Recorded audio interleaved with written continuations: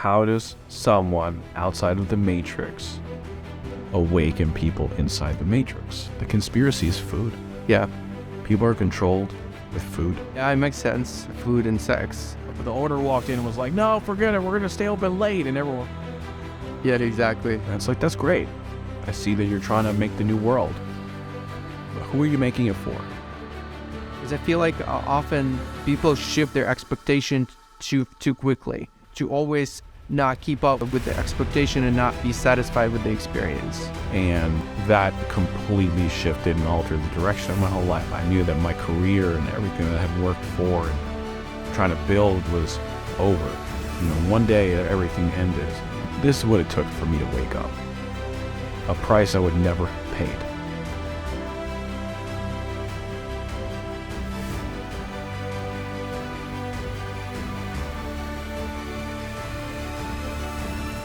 Welcome. Thank you.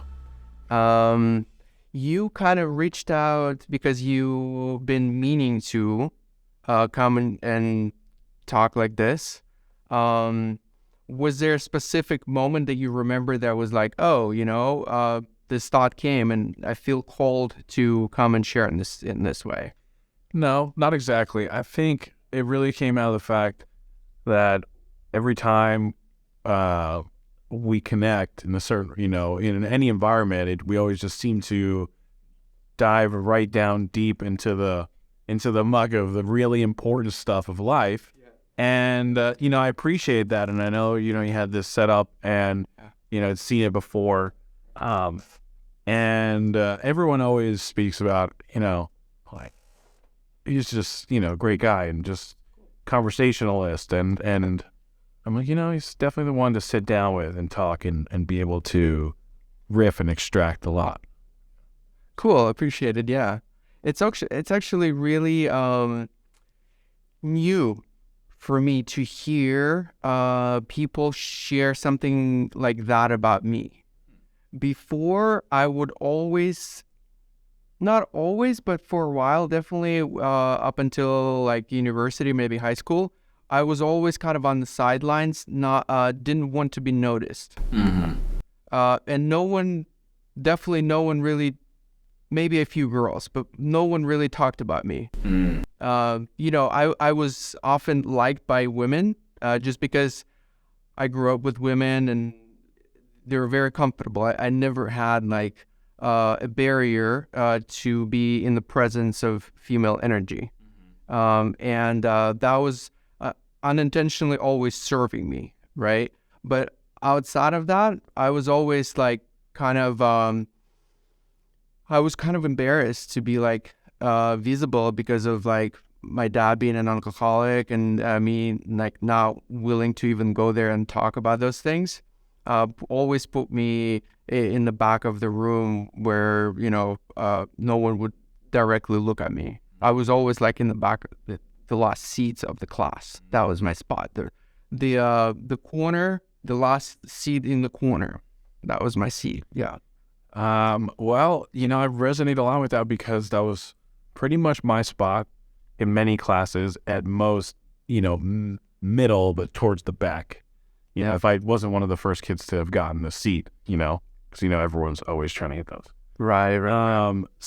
But I also wasn't one that wanted to be in the spotlight a lot or anything like that, and always kind of like refrain from it unless it was going out and when I was much younger, partying and stuff like that. And then I was, always wanting to be right in the middle in the front, but very quiet, very quiet. And I observed a lot, and always tried to be an observing and listening. And in these later years, up until a few years ago, really stayed out of all types of environments, public. Yeah, that's interesting. Do you think alcohol exposes part of your personality, or it maybe magnifies, or also morphs it into something like adds a new flavor that you didn't have, but now you have it with alcohol? I think it's a little bit of everything, and it also dulls part of your personality too. Right. It definitely presents a different personality into the world. like if you were to spill water on an oil painting, or like on a watercolor painting, and it just, the picture's still there, but now it's like blurred and washed over and blended, and it's not defined, and everything that used to be sharp now is mixed. Interesting. So you don't see because every time you're going to do that exercise with spilling water on the painting, even if the painting is exactly the same, somebody printed it and it's still wet, I think it will look very different. Yeah. But with alcohol, I feel like there is a somewhat predictable behavior in a certain way. You know what I mean? Definitely, there some doors in the mind start to open, and in the personality of the individual, and the more those doors get frequently opened, the more they tend to probably stay open. Yeah. Right. Stay open. And do you think they sometimes open doors that weren't ever supposed to be opened? Or no? You think they're opening the right doors? When judging a person's actions from the exterior, I think we most often tend to say that they shouldn't have been opened. Yeah. But for every person experiencing their life, things happen the way they do. Yeah. I feel like even alcohol could be a medicine. In fact, I feel like it has given me benefit to a certain point. It opened me up more. It allowed me to bathe myself in the state of not giving a fuck what other people think and just do whatever feels right in that moment, even if it might not look as, like something that I would do being sober, for example. Just being in that more free-flowing state, it certainly showed me a level of freedom of action. And then at some point, I've recognized that the benefit versus the benefit, what's the word? Negative. The consequences of it, they weren't aligning, or the ratio was off. Yeah. Before the ratio was just right, I was still doing it, And then at some point, it's like, there's something wrong with the ratio, The math isn't adding up. Yeah. So I might want to cut it out from my life, Yeah. That's how I started to cut it out. I did a list, benefits, consequences. It was a very big lopside at that point. Yeah. And that was the end of it. Yeah. I feel like the how would I put it? There's and it's also very subjective. There's a healthy area in which it's time for you to recognize that the balance is off. But I feel like often people overgo that barrier, like that threshold, and find themselves really suffering before they recognize it, right? I think it's people get lost in a lot of things. People can get lost in anything. Yeah. And alcohol is kind of one of those things that doesn't exactly allow the best self-reflection. And when we're self-reflecting, that's when we're in the stage where we're saying, this isn't helping me, this isn't doing me any good. Yeah. Most of the time, it's in those moments of sobriety or where the pull of the alcohol is just losing itself before it pulls them back in. Right. That they're saying, oh, there might be something wrong, and then it just snatches them back in. Right. And it escapes them from reflecting on what that wrong is. Right. Wrong is most often this glaring problem. Yeah, and the self-reflection often with alcohol happens in between, not the moments when you're drunk, but in between those off moments. That's when the actual you self-reflecting because you have enough attention. Usually with alcohol, your attention narrows and you're just focusing on whatever fun things in front of you. Yeah. And then when you have a higher range of your attention, self-reflection only. Now you're dealing with the aftermath of the having fun, and then you're reflecting on that. That could bring you more into a more depressing state, you know? Yeah. You don't want to see what you're seeing and feeling. And you want to gloss it over. Yeah. How did you, how long did it take you for you to cut out alcohol from your... When I made the list, Okay. when I finished the list. That's it? You're done with that? Like you... I think the next day I actually had a very small gathering with my best friend and his wife. Yeah. Came over to take some things at the house, and I made them breakfast, and we opened a half a bottle of champagne. Right. And we toasted, and I put it to my lips, and that was the last time. Okay. Wow. Like that. Yeah. Is it a common pattern for you to cut something out of your life? That's kind of how you do it typically? Yeah, typically it happens when it's a conscious decision. I'm deciding that's it. This is it. It pretty much happens cold like that. And I think it stems from a lot of experiences in my life where I was truly invested in a lot of things. External factors came along and abruptly ended them. You know, when I was young in my childhood and so on, and I kept putting myself involved myself in things outside of my control. Something would happen that would end it. So I guess it was my way of trying to take control and saying that I'm now deciding this is happening. And it was always a Interesting. dark decision. You know, I recognize that for me, it's a gradual thing. Even with alcohol, it took maybe like a year for me to like drinking less and less and less and less and completely stopping. Even now, like when we went to Italy, I had like a sip of wine. You know, like I still have it like here and there.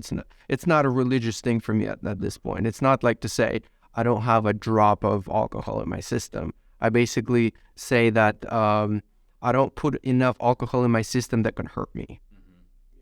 And then everyone decides what that amount is for themselves. Yeah. You know, I had an experience where someone had a tincture, you know, and it was supposed to be, you know, I thought it was light something, and they put some drops in my mouth, and it was higher in alcohol content than I thought it would be.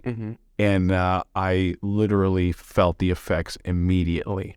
It was as if the colors in the room dulled, and I felt an energy drop in myself, and this kind of like field of my own personal energy that I'm in control of, I felt it like wither, and other people, you know, start to move in, and it was something I recognized, and I was like, you know, yeah, that answers well, everyone always asks, you know, oh, will you never ever try it again? You know, not ever. And I'm like, you know, most likely not. Like I've tried all of it. Yeah. There's nothing that's going to be invented that is going to be like, you have to try this that I already haven't had, you know. Exactly. I know what it is. Exactly. Especially with your background in a restaurant industry, were wines the main thing you were like concentrating on, or other hard liquor was mainly? When I reached my early 20s and I moved to Miami, I got very much into wine. Before that, I was just, you know, drinking. You know, I tasted wines and stuff like that, and really, you know, great alcohols and things like that, but it wasn't my passion. Food more was my passion at the time then. But when I came to Miami, I was surrounded by and exposed to people in the industry, in the wine industry, and they opened all these doors for me and tasted me all these things, and it kind of happened naturally. And then that became my focus and pretty much my life for 13 years. And where did you move from? New York. Okay. And so you grew up in New York, or you also lived there for a little bit? I grew up between New York City, New Jersey, and Puerto Rico in like this continuing. What's the percentage breakdown there?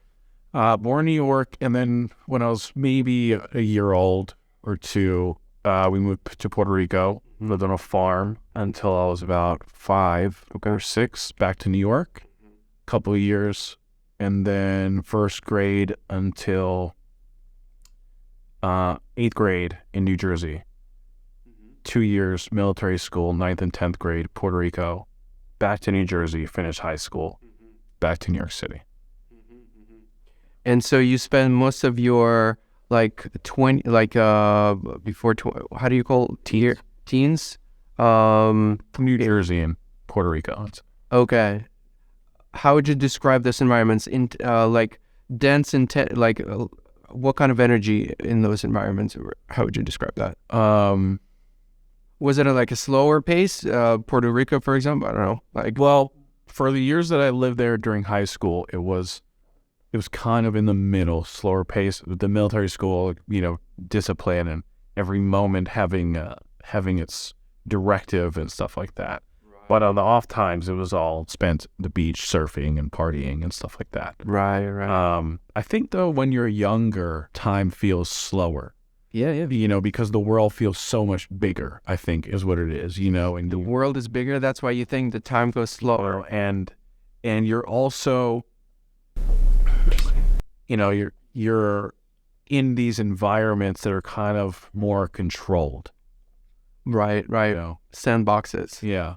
And as you grow older, time, it really depends on, I think, also location and consciousness and mindset, everything, because I believe in time dilation and being able to slow it down through our own conscious perspective of it, and being in the moment slows everything down. Right.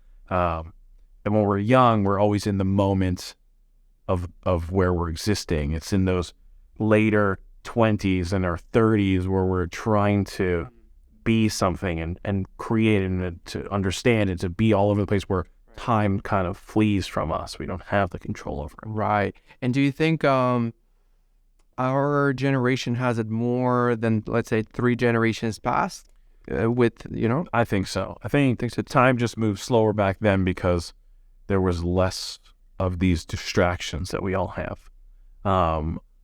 But there were also a lot of things that they were dealing with back then, that focused all their time and their energy, like these major world events that took everyone. Like World War II, imagine? Yeah. Like everyone was caught up in that, and, and the depressions and the Dust Bowls and... Right. But do you think, yeah, that's very true. And at the same time, they didn't have a phone to reinforce, because they would only see what's happening around them. And then the actual, let's say, during World War, most of the areas weren't even like bombed, they weren't actual like fighting on all of in all places. So people only saw them in like battlefields. Outside, people were probably having more normal lives. I don't know, like, what I mean? I think it's a little bit the same now even. Yeah. It's like in certain parts of Europe where people were in cafes but there's a war happening and everything. Right. We're in that environment now too. That's actually when I first heard that in Kiev, there's maybe a little bit earlier, they were saying like the life actually goes on, and there are places open, and people, there's certainly precautions and things like that, but people still continue living their life. And to me, since I've never experienced that, luckily, it was kind of bizarre. Like from outside, it would be like, holy shit, all over there is stuff happening like that. But at the same time, in the same vicinity, people are just kind of still having a normal life. Yeah. But then I think social media does fuck us up a little bit more, where like it's hard to be puts it in your face. Yeah. It's like isn't it the same as when your body is damaged? Let's say you have a cut or something, right? Or like a bite. It's almost like the entire body, maybe not, but I thought the entire body is almost like, maybe not necessarily, depending on the amount of damage, it maybe not optimizes in the entire body to like cure yourself. It is probably a more localized experience. But I feel like the body is this conscious collection of, almost separate parts that came together into like, oh, let's organize a body and let's coexist in this form, It's kind of similar to what humans kind of going through as well. And then social media is actually creating the enforcement of the connect. You basically have to face everything. So I don't know if Do you see it that way at all? It's very interesting how you explained, how the body comes together, because I actually spoke that like a week ago to someone. Oh, yeah? And I feel like we're just one giant amoeba, and we're also one giant petri dish amoeba that said we now form this being, through the spiritual cosmic gravitation of life, that pulls everything together. And I think humanity overall is that as well. And so is the planet. We're this like flowering monstrosity that is absolutely beautiful and eating in itself, Yeah. And this, this concept, this phone, this thing, this tablet. Yeah. It's interesting because like 10, 15 years ago, I used to say this to friends of mine. I'm like, they talked about in the, Kabbalion, about the emerald tablet and everything. And it was this tablet of stone or emerald upon which all of the information and knowledge of the universe was contained, and the words were not imprinted, they were superimposed. Right. And I'd pick up my phone and I'd say, and now we have it right here. Weren't they engraved? So it would come out of the stone. Oh, yeah? Right? Are you sure? That's what it would say. Anything you could imagine, and now we have that now. And, they would do something with the emerald tablet, and they would speak of it, and they would put paper or paint on an object and then move it. Yeah. And it's like, we could drive a car with this thing now. You could drive a drone with one of these things. Yeah. And so it's a cyclical thing that I'm experiencing and seeing happening, and all these ancient tales of way, way long ago. And we're here again, and this thing projects what it wants into your life. There are things like, I don't want to see that. I don't want this, and it suggests things. And is it that the human algorithm has created this to direct itself?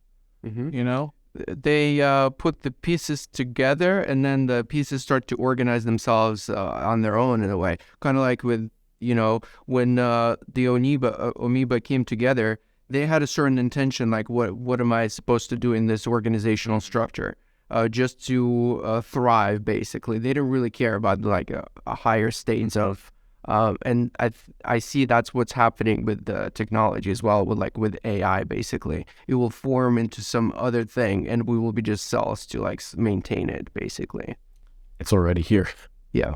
It's already happening. Yeah, it's already here, but I think we will be, at some point, it will be even a more distinct moment in its evolution, in the moment where we can consciously communicate with it on the level of language or on the level of mind reading, where you are tapped into this intelligence with which you have a direct link with your mind, and you're able to go any place basically with your mind with that. Not only just on the level of a thought, but on a very visual, very real looking experience. You can basically, at least visually, experience the entire spectrum basically, and you can wander anywhere. I'm now still in the thoughts of like the body is definitely needed. Like we definitely need to maintain its health. That's just a very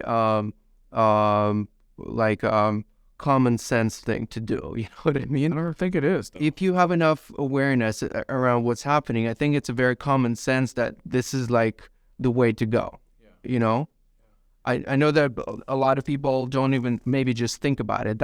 It's not that they think, oh, we don't really need the body. They're just like completely involved in something else. I can reflect on more than 3 years ago when I lived just out of this hedonistic drink and eat type of living for a few years. And before that, my mind was completely focused in my life. My relationship, my job, mostly the job, because the job was, this force that would just take over you. Yeah. And, we think we're healthy. We think, oh, I'm eating healthy, and I'm doing well, and I'm in decent shape. We're telling ourselves these things, and we don't really reflect on how. I mean, like, really, do I feel well? Like, I just finished eating. Do I feel good? Yeah. We truck through and churn through the day. Yeah. And we tell ourselves whatever we need to tell ourselves, and then we roll out of bed and we're like, and now I have a very different perspective on the body. I really see it what it is for what it is, and this thing is the vehicle of our consciousness, our soul, our spiritual energy force, the energetic body that informs the whole body, that the little amoeba here are taking care of this element, and that whole energetic physicality is present here. And this is the most important thing that we have, most important tool we have. Here, exactly, in this 3D. Yeah, to experience it. Without it, we can't experience it. That's right. We can experience a very narrow kind of spectrum of experiences that we can have. I mean, some people are fully paralyzed and they can sense some, level of appreciation for the 3D. But if you have a beautiful, healthy body that's full of life, what an experience that could be. Yeah. I mean, any physical experience, because through a time of meditation, I've experienced where, we can experience things, but the depth of feeling, true feeling, that pain, that deep love, that fear, that hope happens, in the body. Yeah, you're talking some more about the emotional, maybe, kind of like more subtle layers of your body's function, because body does give us like this basically chemical response to the outside world. Yeah, it's that the conduit, the connector between that spiritual and that physical element, that where that little spark happens, that the real feeling of that body. Do you think it happens on the electric level or on the chemical level? Or both? I don't know the answer. I think physically in the body, it's chemical. Because in the brain, Yeah. I feel like a lot of it permeates through the brain into the brain is linked to our heart, probably also through electric signal, and then the heart. I see that the heart is the direct what's the word? Like something that integrates with something else. It's like adapting, basically. So basically the heart is vibrating, creating a physical vibration. It's not anymore electricity type of information. Now it's creating a physical change in the field, and that's affecting the physical matter. So it's, with your thought, you have direct link to your heart. That's like sensing the world and shaping the world the way you feel. The heart is the brain of the emotional body, I feel, and the stomach is the brain of the base physical body. Although I think the stomach is what directs our whole. The stomach is the real brain of this whole thing. Yeah, there's so much intelligence in the stomach. Yeah, and it's in charge a lot of the time. It's in charge in a lot of time. But don't you think the higher awareness you acquire, the less dependency you have on the voice of the stomach? Yes, it's about getting to that point and breaking those barriers, which is where the element of alcohol and food come in, and they keep that boundary very, very firm. Right. With a certain level of awareness, you basically are a slave to your stomach. Yes. Like to just the primal feeling good, and the stomach is one of the main, apart from sex, is feeling good, because getting food in nature, that's a big event. Like it's the most important event apart from procreating. Yeah. Yeah. I think that's why this little electrical screen that we carry around in our pocket has so much control over us because that AI knows that our brain and our sex organs are in charge most of the time. Mm-hmm.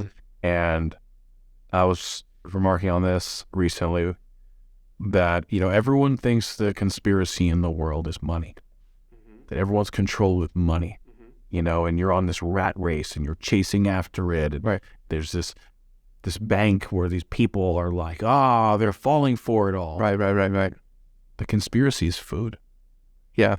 People are controlled with food. Yeah. And With it's supply too. the food supply that you're after that you have to go and get the money for Yeah. to get to. Yeah. It makes sense. Food and basic needs again, food and sex.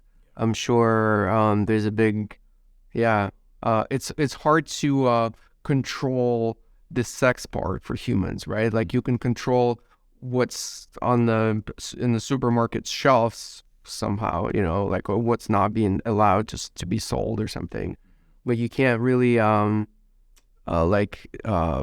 people not to fuck, basically.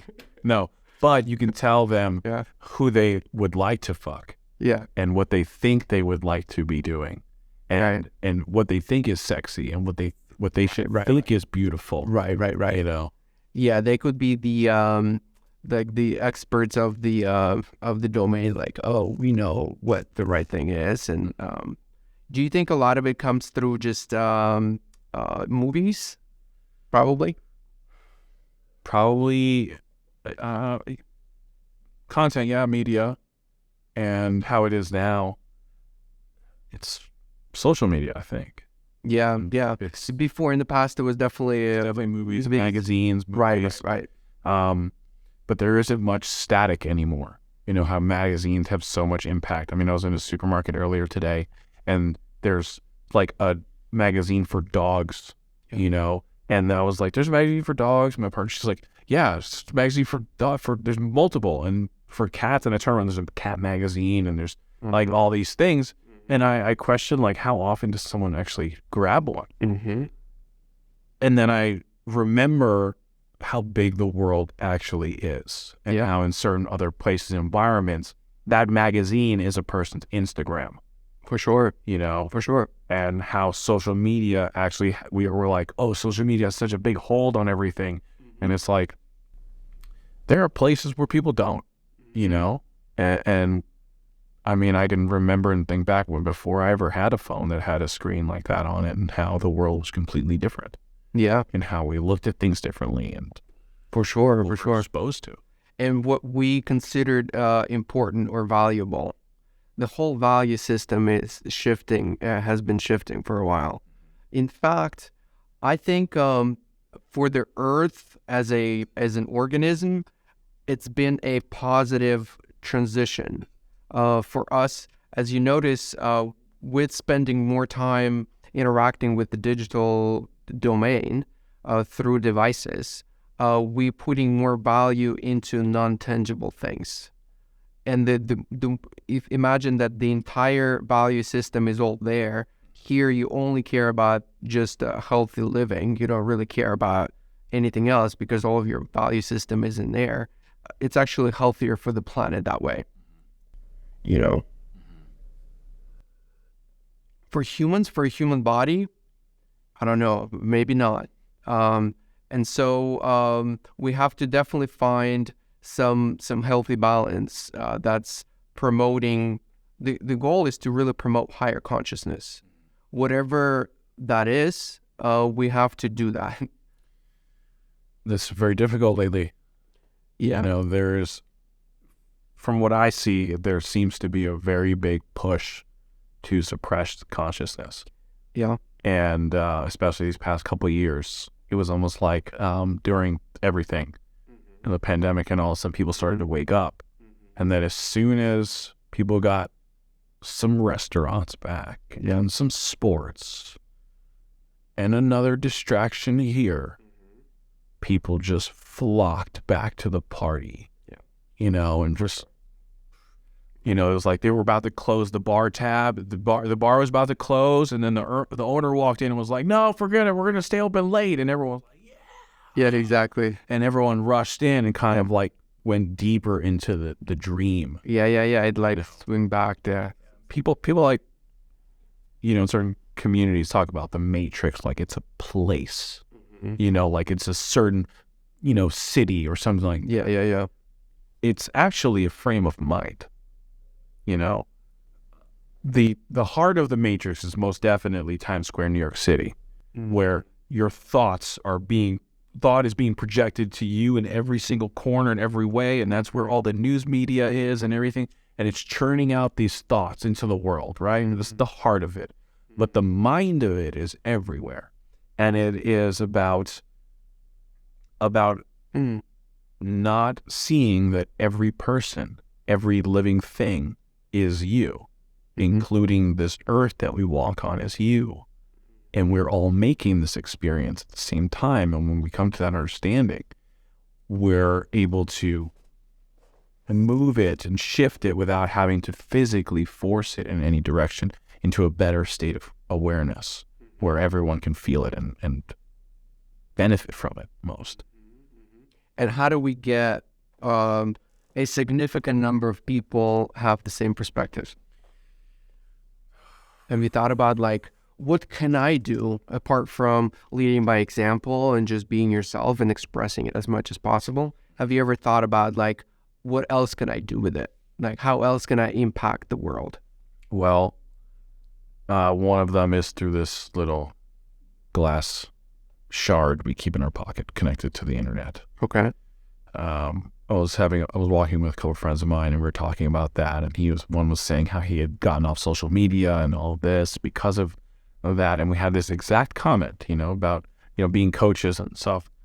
It's like, well, I stopped in both of them and I said, you know, how does someone outside of the Matrix awaken people inside the Matrix? Right.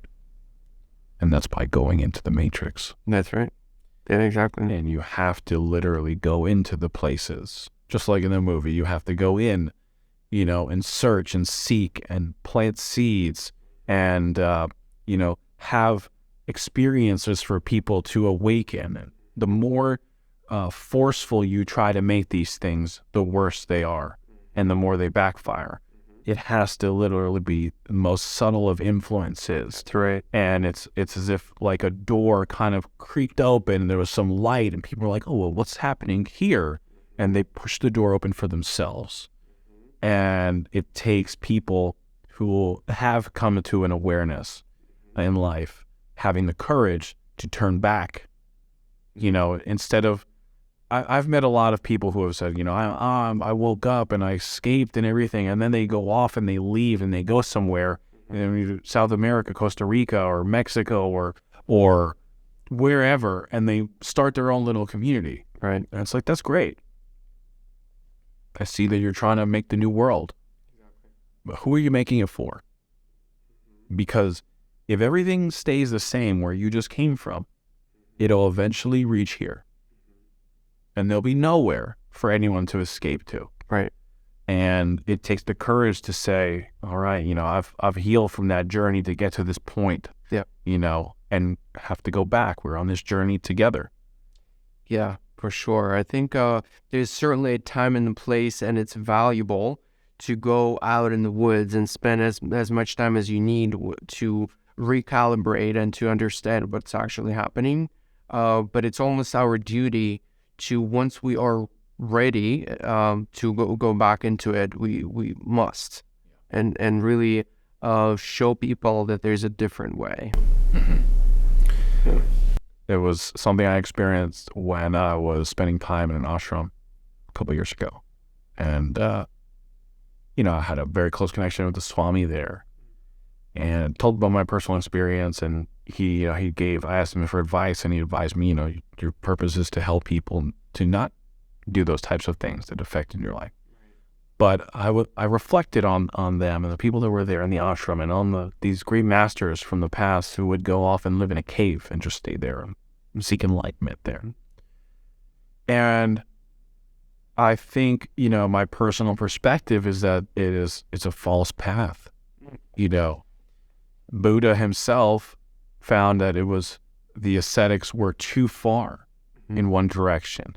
And then there's pleasure, and then there is austerities. Yeah. And they're extremes, and coming to the middle path is the way. And he went back into the world and reached the middle path. But still people go off to these austere purposes to remove themselves from everything and seek their enlightenment. Right. And they're only just removing themselves from the idea that they are supposed to have an experience in the world. And as you were saying it, I've almost envisioned it as a ant colony, and ants just go around the forest and explore, looking for food or resources. Some go really far out by themselves, just wandering around. A lot of them are like scattered around the area where the food probability is higher. But there's some that are like really far out. They're like almost lost. It feels like they're completely lost. They're just somewhere really far out. And if it felt like, for me, those types of folks who go into I'm not saying that they're lost.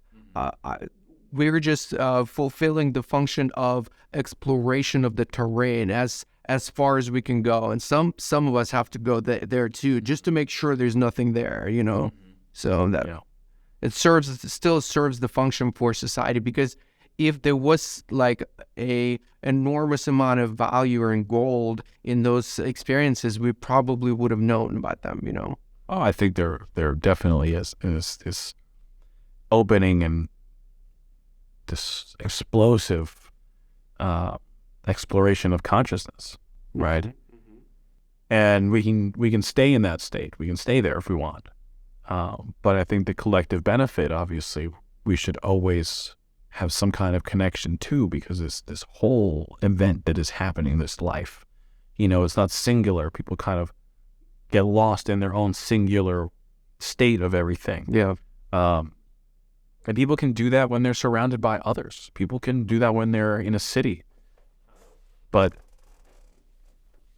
I have a perspective on like karma and reincarnation. I think we're all on this gradual progression of advancing, and life is a fractal. Yeah. Right. So that means the overall life of all of life also is subjected to this fractal of evolution and change and growth, and then a reincarnation of it all, which means that for a very extended period of time, we'll be coming back here to an environment like this or some other and whatnot. And that means that's still us coming here, us, our own form of ourself split onto all these experiences. And it would be nice if we could leave it a little nicer for us when we come back, Right. And the ones that are coming. Well, but that assuming that it's a linear in time speaking perspective, right? It usually is not, from what we know. Like you do jump back and forth. In case you do jump into the future, boy, and make sure it's a nice experience. Yeah, let's leave it a little nicer than we found it. And Right. Humanity hasn't been doing a good job of that lately. Right. It's been difficult. Yeah, but don't you think there are more people who are enabled to bring major positive change in the world today than ever before? Yeah. They're more enabled. And I think a lot of change has been happening that we might have not really appreciated, maybe. We don't really know about every project that people are working out there on, and some of them will probably bring a lot of impact to the world that they're not aware of them yet. I think there always could be done more, but also recognizing that setting the expectation on the level where you are performing at your best and you're feeling the greatest, like meaning that your expectation is lower at the level of where you are performing.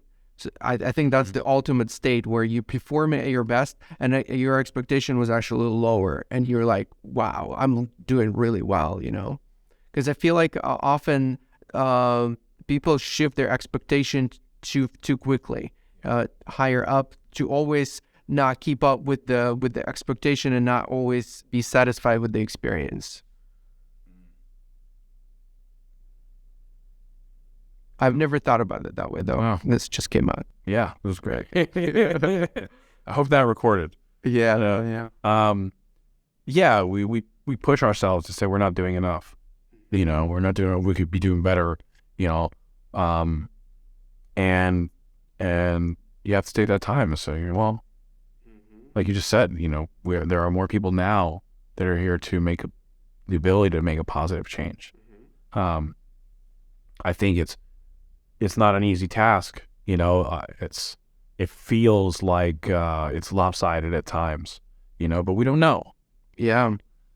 These past few years have taught me that there are people out there that are doing change in the world, and it's about finding them and being out in the open to connect with them and seeing the benefits of not being in isolation, and how this big spider web of consciousness is. But also thinking about ways how to enable others to have their impact. If you don't have to, let's say, give yourself all towards somebody enabling somebody else to do something. Let's say if it's an easy thing for you, like, why not? I have these resources here. I enable you to create something beautiful out of it. I think that's a good gesture. Yeah, we need more philanthropists like that. Yeah, who recognize the potential for change, the positive change, and just sharing their resources. I think that's also somebody who recognizes that, money is just here to create change. And if you are in the business of making positive change, this could be a really great avenue for you to put your money into and really see the flowers blossoming and stuff. Money is here to make change.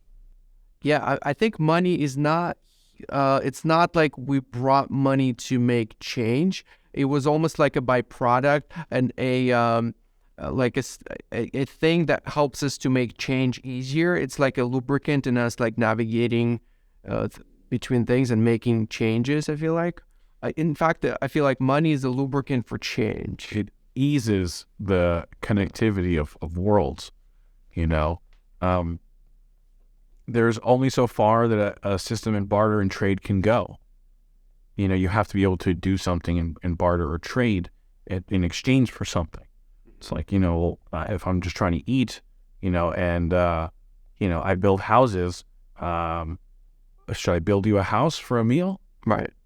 And money is very important. It is in the fabric of this experience we're having now. It exists. And it is something that amplifies a person's true self, in my opinion.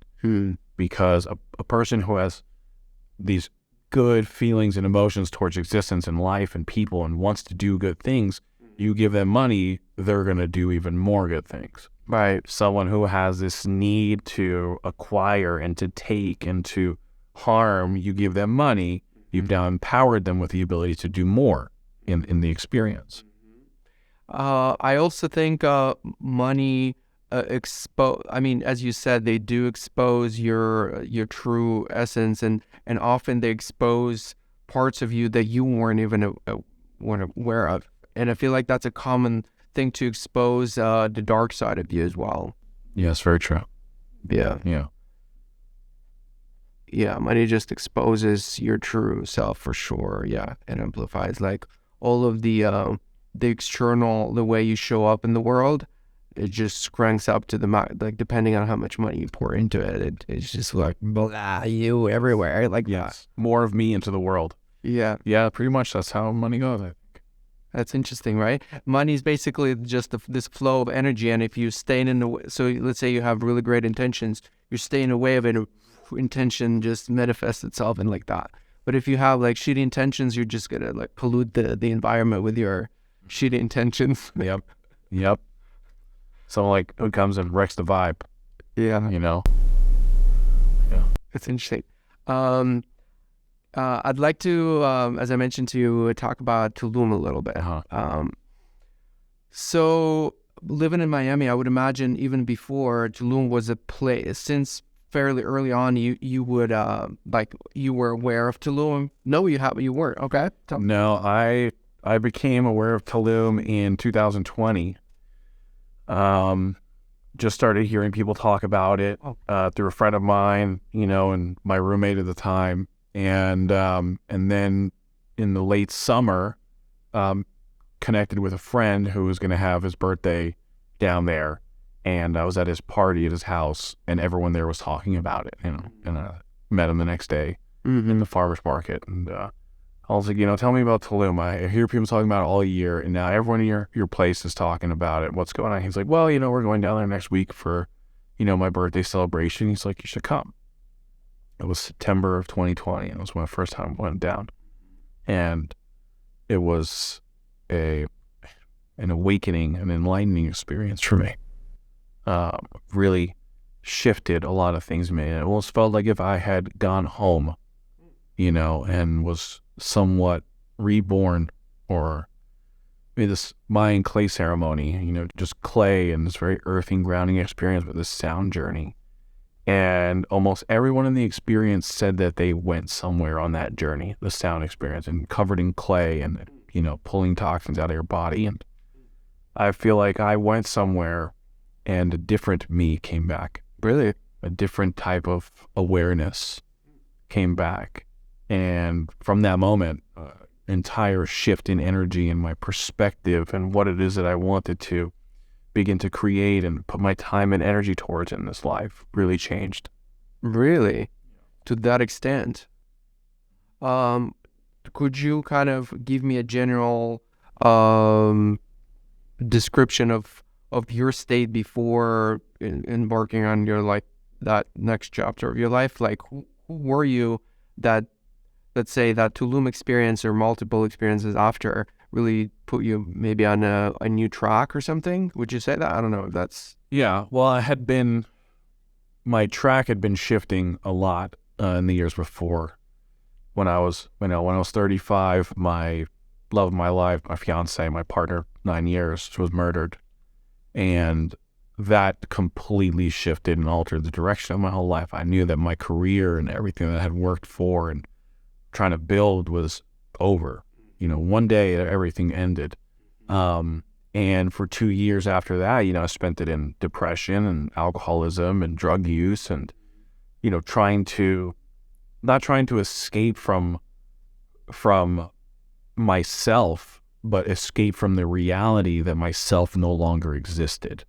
This identity that I had wasn't there anymore, because the truth is, actually reflecting on driving over here, I was thinking in my mind, we're always at our best when we're being our truest self. And my truest self then was my love that I had for her. That was my truest self. And, we take on these things externally, like our work and everything like that we identify with. We say, I am this, and I am a sommelier, and I am that. And I never really fully felt connected to those things. And the only thing that I really felt connected with and to was her and that love. And in that moment that everything ended, now all these things that I wasn't fell away immediately.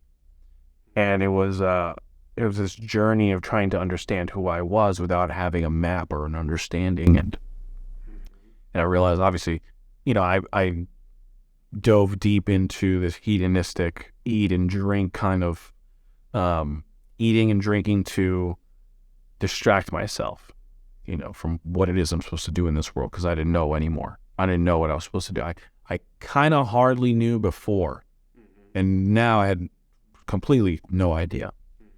And it wasn't until I was able to let go of this need to drink and have all of these elements to distract me that I was able to see and to think and to feel in different ways. And that started a 2-year process of rebuilding my body and my, genetically, how I ate, and my eating habits changed, and I shifted from vegetarian to plant-based and vegan, and having the alcohol out of my system, having a different awareness. And over that time, I started a journey into yoga and went to ashram and and was really opening the wheels of my physical and energetic and spiritual bodies. And when I went down to Tulum, it was almost like a new set point, like a new level in the game, Right. And when you enter a new level in the game, now you realize there are different players, and there's a different field, Right. and there are different channels and paths to take and things. And you're never disconnected from your past. It's always there, but you have different priorities and needs, and basically we're working your way up Maslow's hierarchy. For sure, exactly. And it was like for you a distinct step onto a new platform. Basically, you were like, this huge platform, there are a shit ton of people exist on. Now you're on this platform. It's like, oh wow, there are other people over here, but I was like over there. I was there. Yeah, it's fine. They need to come up here. Yeah. And the higher up the pyramid you go, you get to a certain point in the pyramid, and I'm not saying I'll live at the top all the time, but I feel like I have touched the top.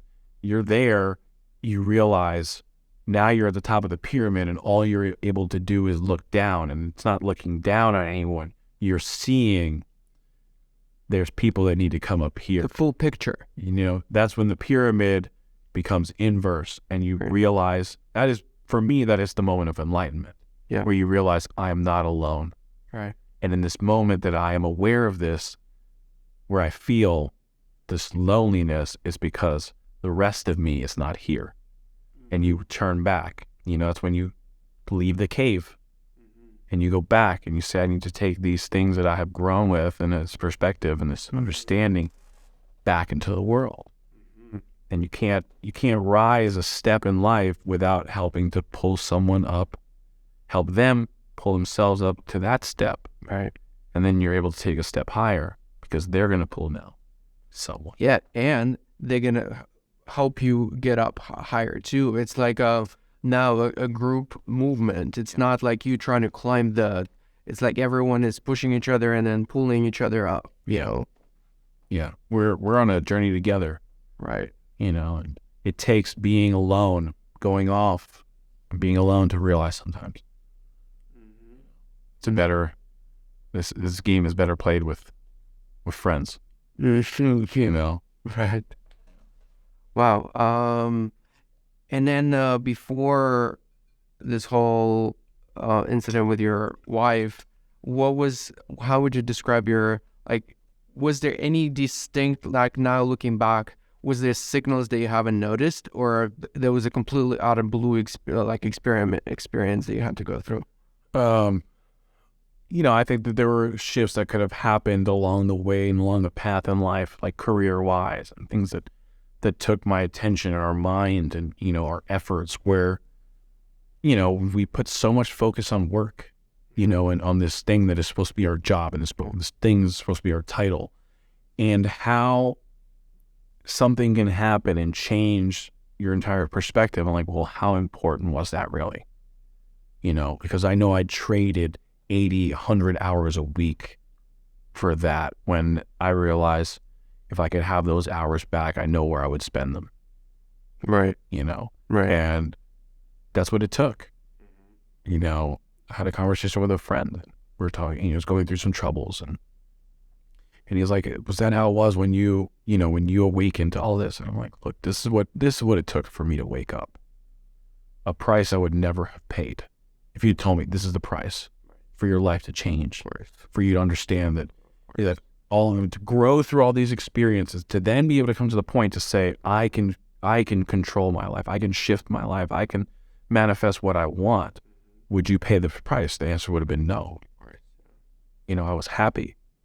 Maybe I wasn't happy with my work and all those other things and everything like that, but we also don't allow ourselves to acknowledge what we're really happy about. We have to have this pie, and this pie chart that says, well, I'm happy about this, but then all this other stuff is unhappy, so I'm only going to focus on this, when if we really focused on what brings us happiness and joy, we'd forget about everything else, and the things would shift. They would shift on their own to make it better for us. But we focus a lot on the negative. We do, yeah, because I think it's a natural survival instinct to focus on the highest urgency emergency that's in your life. Like starvation is one of them. And as we're climbing up the ladder, the levels of problems, the level of urgencies and emergencies are different.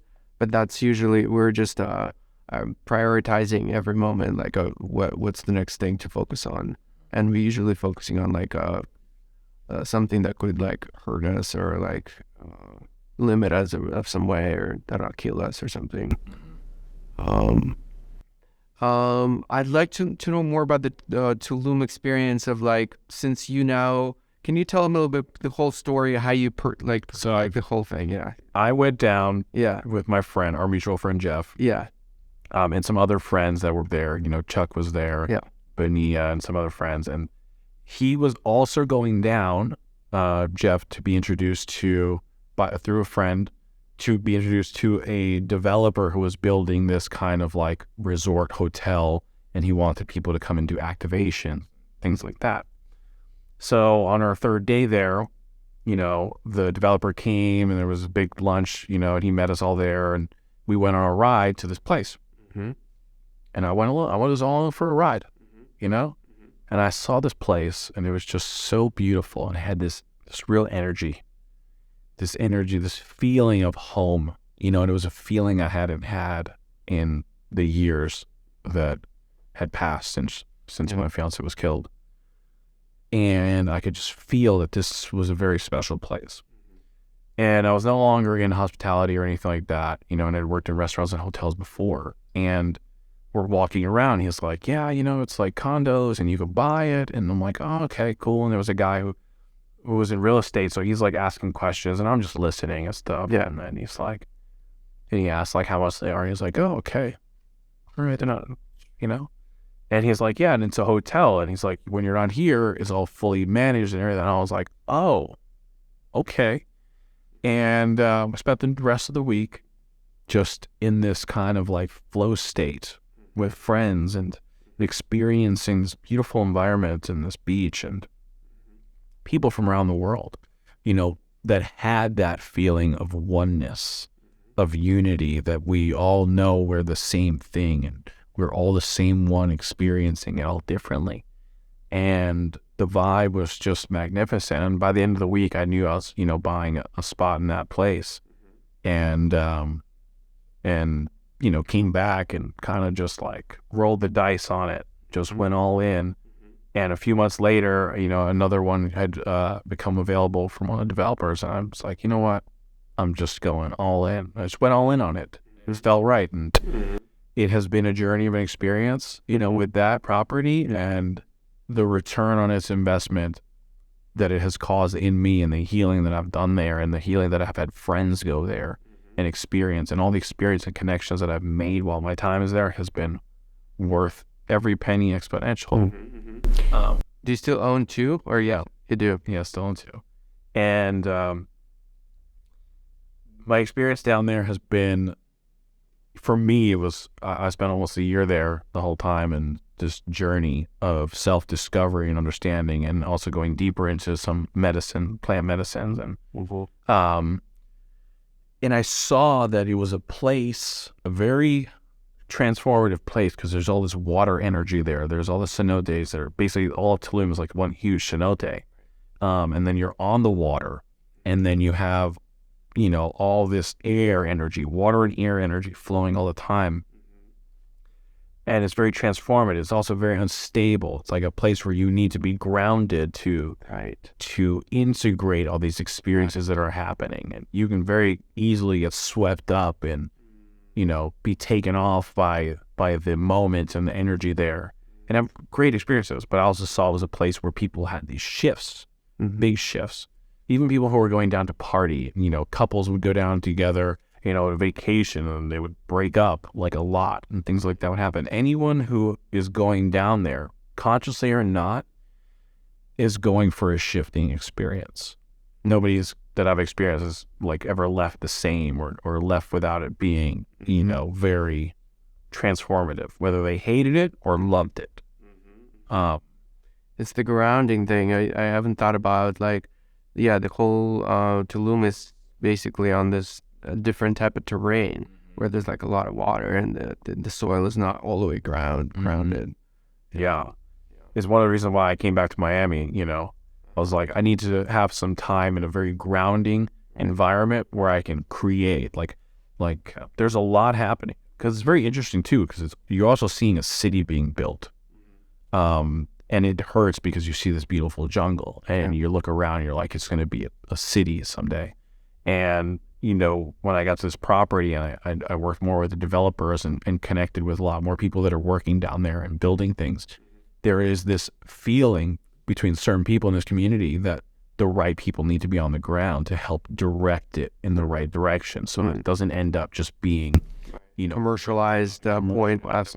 You know, and integrating the ideas of sustainability and protecting culture and nature. You know. Do you feel like it's enough of that happening there or not enough at all?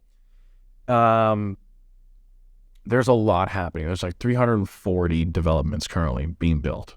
And I have seen plans for a lot of them, and a lot of them are trying to take into consideration nature and everything like that.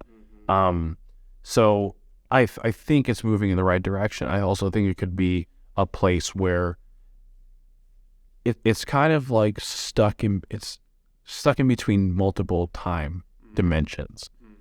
It's because you see the architecture of the Mayans that were there, also very reflective. You see all of these people who dress in certain ways of their own personal identity that look out of the past sometimes. And you have the modern people coming, and you have all of this new talk of like cryptocurrencies and advanced technologies and everything like that.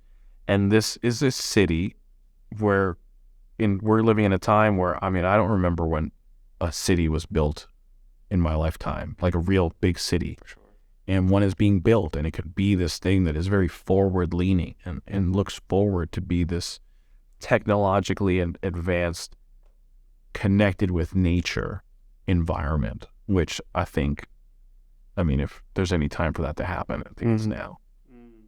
And what about this whole rule that you can't own land, right? They give you a certain time. How many years is it? So it's basically you hold, to describe it the best, you hold this lease that either is held by a bank, the owning property they own, you know, or you have someone who is of Mexican birth has to be on it at 1%. And at 50 years, it has to be renewed. And supposedly it is always renewed and something like that. But it's a gamble. Right. Yeah, I wonder if Mexican government has in the back pocket a plan to like, let them build a city and then we'll see what we do with it after or something like that. See. Yeah. We're gonna find out.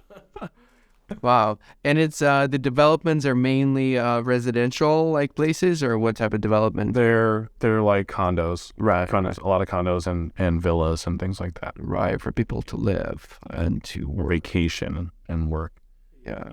So it's not almost like a real, or not a real, but not a typical city. It's more of like a tourist attraction almost. Yeah. But I know that there's going to be a lot more coming in. There will be other elements, you know, and businesses, I think that'll start to open there too. For sure. I mean, where there are a lot of people, every kind of service will appear just naturally. Yeah. I also think, I think Mexico is very ripe for development and investment. You know, people are looking at Europe right now, and people are wanting to get out of Europe. Yeah. And I can sense that there will be a migrational shift towards Mexico. And it's something that the Mexican government it seems like they're trying to promote and have outsiders come in and everything like that. And then it always runs the risk of, you know, gentrifying the local population or anything like that, which is why it's very important that Tulum maintains its identity with the population that's there. Yeah. You know, it's kind of hard because you're standing in this like villa apartment or something that someone's paying like $3,000 for or whatever, you know, a night or every 2 nights, some crazy thing. And there's a slum on the other side of the street. Yeah. Yeah, like what would be like there's probably definitely a better way. Like you give the locals more resources to, or you build housing that they can afford, for example, maybe, and invite them. I thought about it actually. So it's about giving them a real choice, not to say like, oh, we're building this really expensive and you can't afford it. You can always buy it if you want and you can live here. Not really giving them a choice. You like just go over there, but giving them a real choice for them to be able to stay and still enjoy the environment or to go somewhere else. Like create some kind of conditions in which all of the, projects subsidizing the locals who were actually there on the ground and provide like a nice living integrated in there. I think that would be the right approach. One of the interesting things is also that like a lot of the people that live there are local from that area. They've come from other parts of Mexico to work and build and everything like that, and now they're becoming part of the local population. And I think it takes certain investors to come in and say, there needs to be other buildings here for all these people. You can't just be like bring people in to build all this stuff and like now get out. It'll fail. Any like unique experiences in Tulum that you think most people haven't experienced, because Tulum is kind of a unique place, but you got a chance to experience? I'm sure there's a number. I mean, all of it. It is this enormous experience happening. Yeah. It's, there are decks to climb above the rooftops and see over the tree line. And if you can get to a high enough one, you look around, it could be like 3 o'clock in the morning sometimes. And there's like party happening there and a party happening there. And then, from going to other conscious events and like ceremonies and things, that there's a ceremony happening over there and there's a ceremony happening there and there's some, some healing happening there and things like that. And it's this place, it's like New York City. It's always awake. It's always alive. The jungle is always alive. And my favorite thing to do is to watch sunrise and to be meditating at sunrise, and to hear the jungle really awaken to daylight. And it's an experience in of itself. I've told so many friends who come down and they have some mushrooms or something like that, and like, you could come down here and not take anything and you're still tripping. Like it feels like there is a trip happening at all times. And the art that's there's a lot of really beautiful street art and mural work, really beautiful stuff. And that itself, those images that you see, images from the past and imaginings from people's creative, mind. Yeah. Affects people. It sounds like there's a lot of connection of all kinds happens there. Connection with yourself, connection with other people, connection with this ethereal domain from which creativity and art comes from. Like there's a lot. Basically, if there is some kind of world over here, like all kinds of wires go all kinds of direction. There's a Tulum that basically have them all patched up, and then there's another reality, and it's basically creating a lot of different connection points for different types of Yeah, I refer to it as an intergalactic subway station. Here we go. And it's like in those years of the 2020 and 21, and it was like calling its own vibration home. Like Tulum called its vibration home, and people like came, and people didn't know why they were there, how they ended up there. So how I ended up there was like a fluke, but I realized I'm supposed to be here. I was supposed to be here, and I would meet all these people that have this different perspective, this more open-hearted way of looking at the world. And then time to go back out. Like all met, we're like, okay, we're firm on the mission. Yeah, everyone's clear. Everyone's got their roles. Time to go. Right. And build outside of it. When I go back, it's more like this element of recharging in a different way there, and re-healing, and also seeing all the seeds that I've planted down there, like where they are in development, because it's a place where I definitely see a future for myself too. Not a full-time all year long kind of type of thing, but a point through which you pass your path, and then, like if it's a cyclical, let's say throughout the year, one of the points in the galactical journey is there. Yeah, the tour bus. Yeah. And it's going to be something that grows, and more people are going to experience it, and they should. I think it's something everyone should experience. Right. And there's the whole range of experiences that you can have there, like conscious or unconscious, like yeah. Like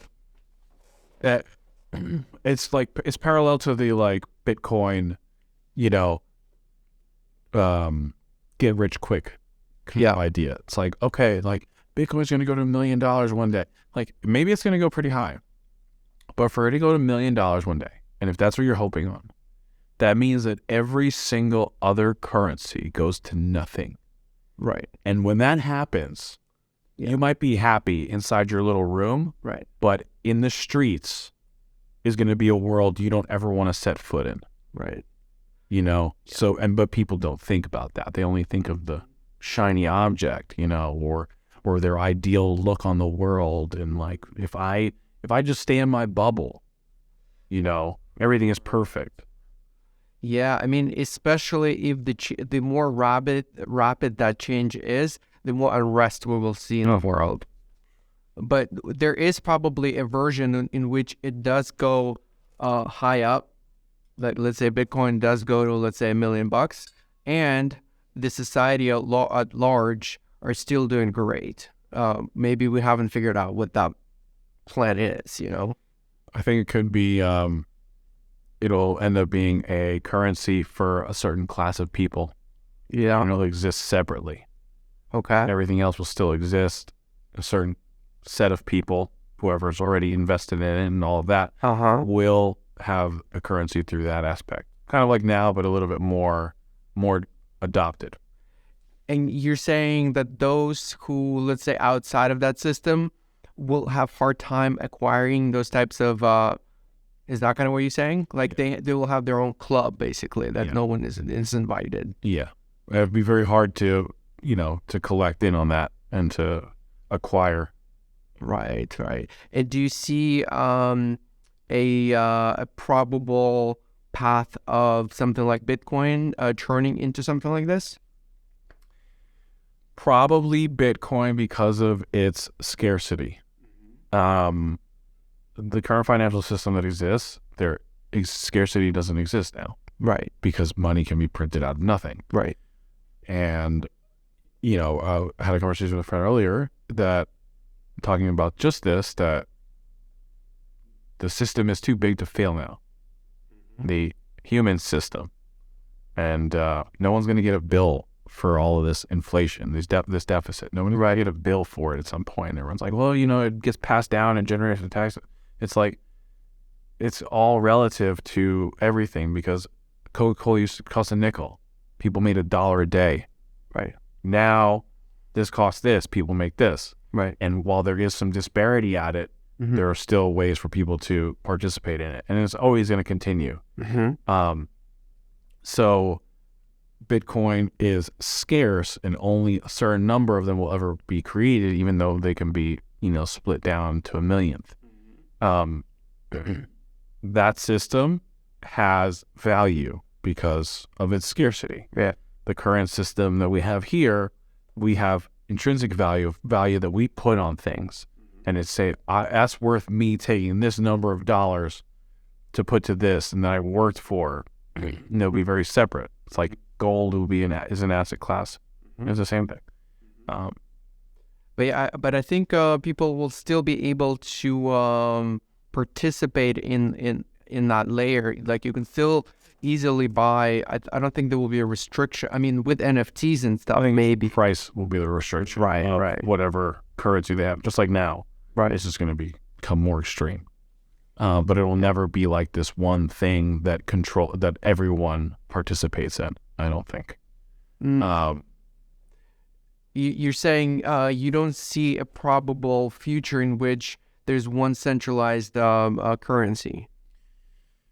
I mean, there already is one.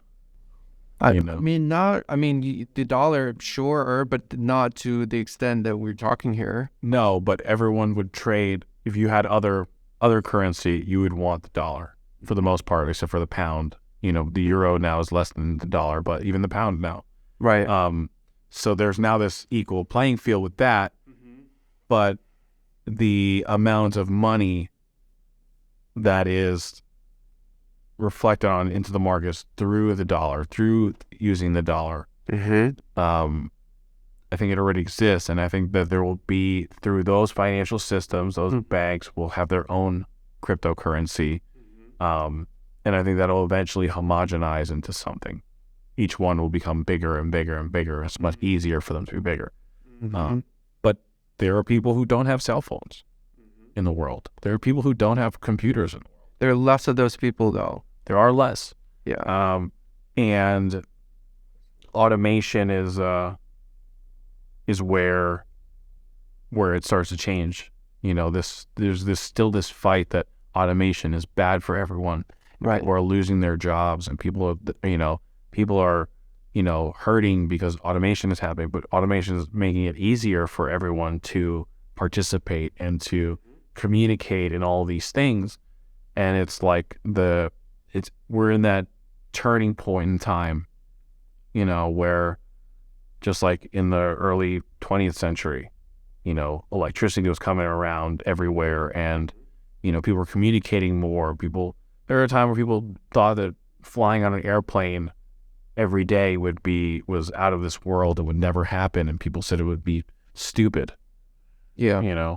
Right, exactly. And now I think, in my opinion, air travel is a utility.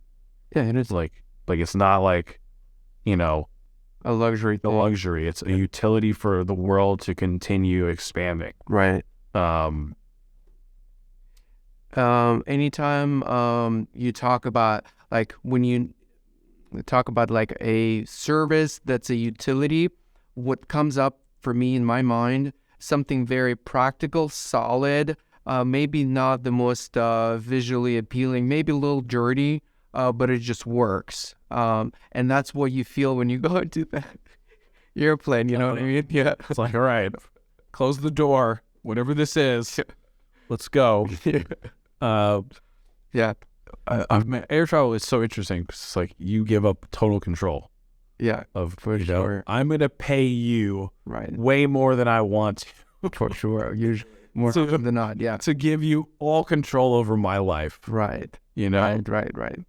I mean, in exchange for you transporting my body into another destination. Yeah. That's a chunky price to pay for, yeah. You don't think about it that way. It's like, I am willing to go to this place so bad. Yeah. That I'm going to get in this thing that has no physical reason to actually fly. Yeah. Yeah, but at the same time, you have some data that helps you to like make that decision, you know what I mean? Yes, like people got there before. Some people just got off this plane, actually. Yeah, exactly. Like the plane, the rate at which people die on plane-related issues are extremely low. And so that usually helps you to like, I think I can, put all chips in the journey. Now with there being, there's a shortage of pilots, which is actually an issue. Shortage of pilots, yeah. Now you wait for the plane, like, it's not like before a couple of years ago. There was always a plane at the gate. It was waiting for you. Even if you were early, it was there. Now you're like, okay, is the other plane going to get here? Am I going to take off? And then people get off. And it's no longer, it's like, they survived, so I'll survive. It's like, It's a good thing you got here already because I need to go. Now you don't even think about it. Like, it's a given. Man, to me, it sounds a little crazy to say that we are at the point where we can self-drive the cars in such a complex environment, like shit happens on the street all the time, and we have the now almost capability. I mean, it's still not fully like everyone is doing it, but we're getting close to the point where the AI will be able to navigate a very complex 3D environment. And to me, like the space, like being in the plane, it's such a less complex, and like it's so much, should be so much easier to navigate that without humans. But we still don't, I don't think it's about not having technology to fully, completely autonomous, no human, not even a cockpit in there. But it's just the responsibility thing. Yeah. It's kind of like the fail-safe. You know, there's a human in there, Yeah. you know, who has experience in dealing with this mechanism. And if something was to go wrong, that would be the person that can jump in and try to find a solution that this is now a built machine. You know, there's no like little robot in there that's like, oh, this broke, we have to fix this, you know, doing stuff. Not yet. Right. Exactly. And that's what he's there for. He's, you know, to fix issues. Yeah. But, you know, we are coming to this point where now there's a shortage, and it's coming, all these baby boomers are retiring, and they are the majority of pilots. It's true. But, you know, you look at the military and they're flying drones everywhere. And, you know, who's to say that a pilot wouldn't now just be sitting at home, you know, flying a plane across the ocean, and is done remotely. Yeah, because, you know, being a pilot, let's say if there's something physically wrong with the wing, they're not gonna like go and fix it. Yeah. There's no. All they can do is like press a particular button, and that's and maybe steer it a little differently. Yeah. But all of that stuff could totally done remotely. He's not gonna bring out a hammer and fix something. Exactly. So, you know, I think eventually we're gonna have drone pilots for air travel For sure. and that way also this pilot's not like, he's not sitting in a cockpit for 8-9 hours. Yeah. You know, he can like get up and like go and do something. There's an alarm or something like that. It's just the people in the plane that are. Yeah. But man, I feel like that will be automated so much sooner than a surgeon. You know, a surgeon, like it's such a you know, a small little procedure that you have. Here, they're just like a very big buttons. They just need to know the sequence of how to interact with this machine. Yeah. And I feel like it's so much easier to teach AI how to interact with the very predefined sets of buttons. When you're doing a surgery, it's not a set of buttons, you know, it's like a very so I feel, and we're getting to the point where AI is able to actually do some levels of surgery already, which is crazy. Most lasers and stuff. Yeah. Air travel. Air travel, yeah. I think in our lifetime, we'll certainly be flying drone planes that are probably more modular, I would imagine, because you're not limited by the number of, you know, pilots anymore. You can have, you know, unlimited amount of, you know, machines, vehicles that are fly you autonomously. Yeah. That's probably what's going to happen. Definitely. So I wanted to come back to the technology and spirituality thing.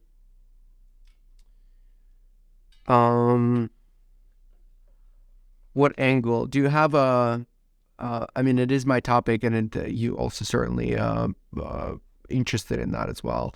Yeah, we started talking that, you know, a lot of people don't have a clear plan if they're promoting, let's say, no technological evolution and development. That's not the route. Let's go live in more tribal, communal spaces and growing vegetables and be self-sustaining.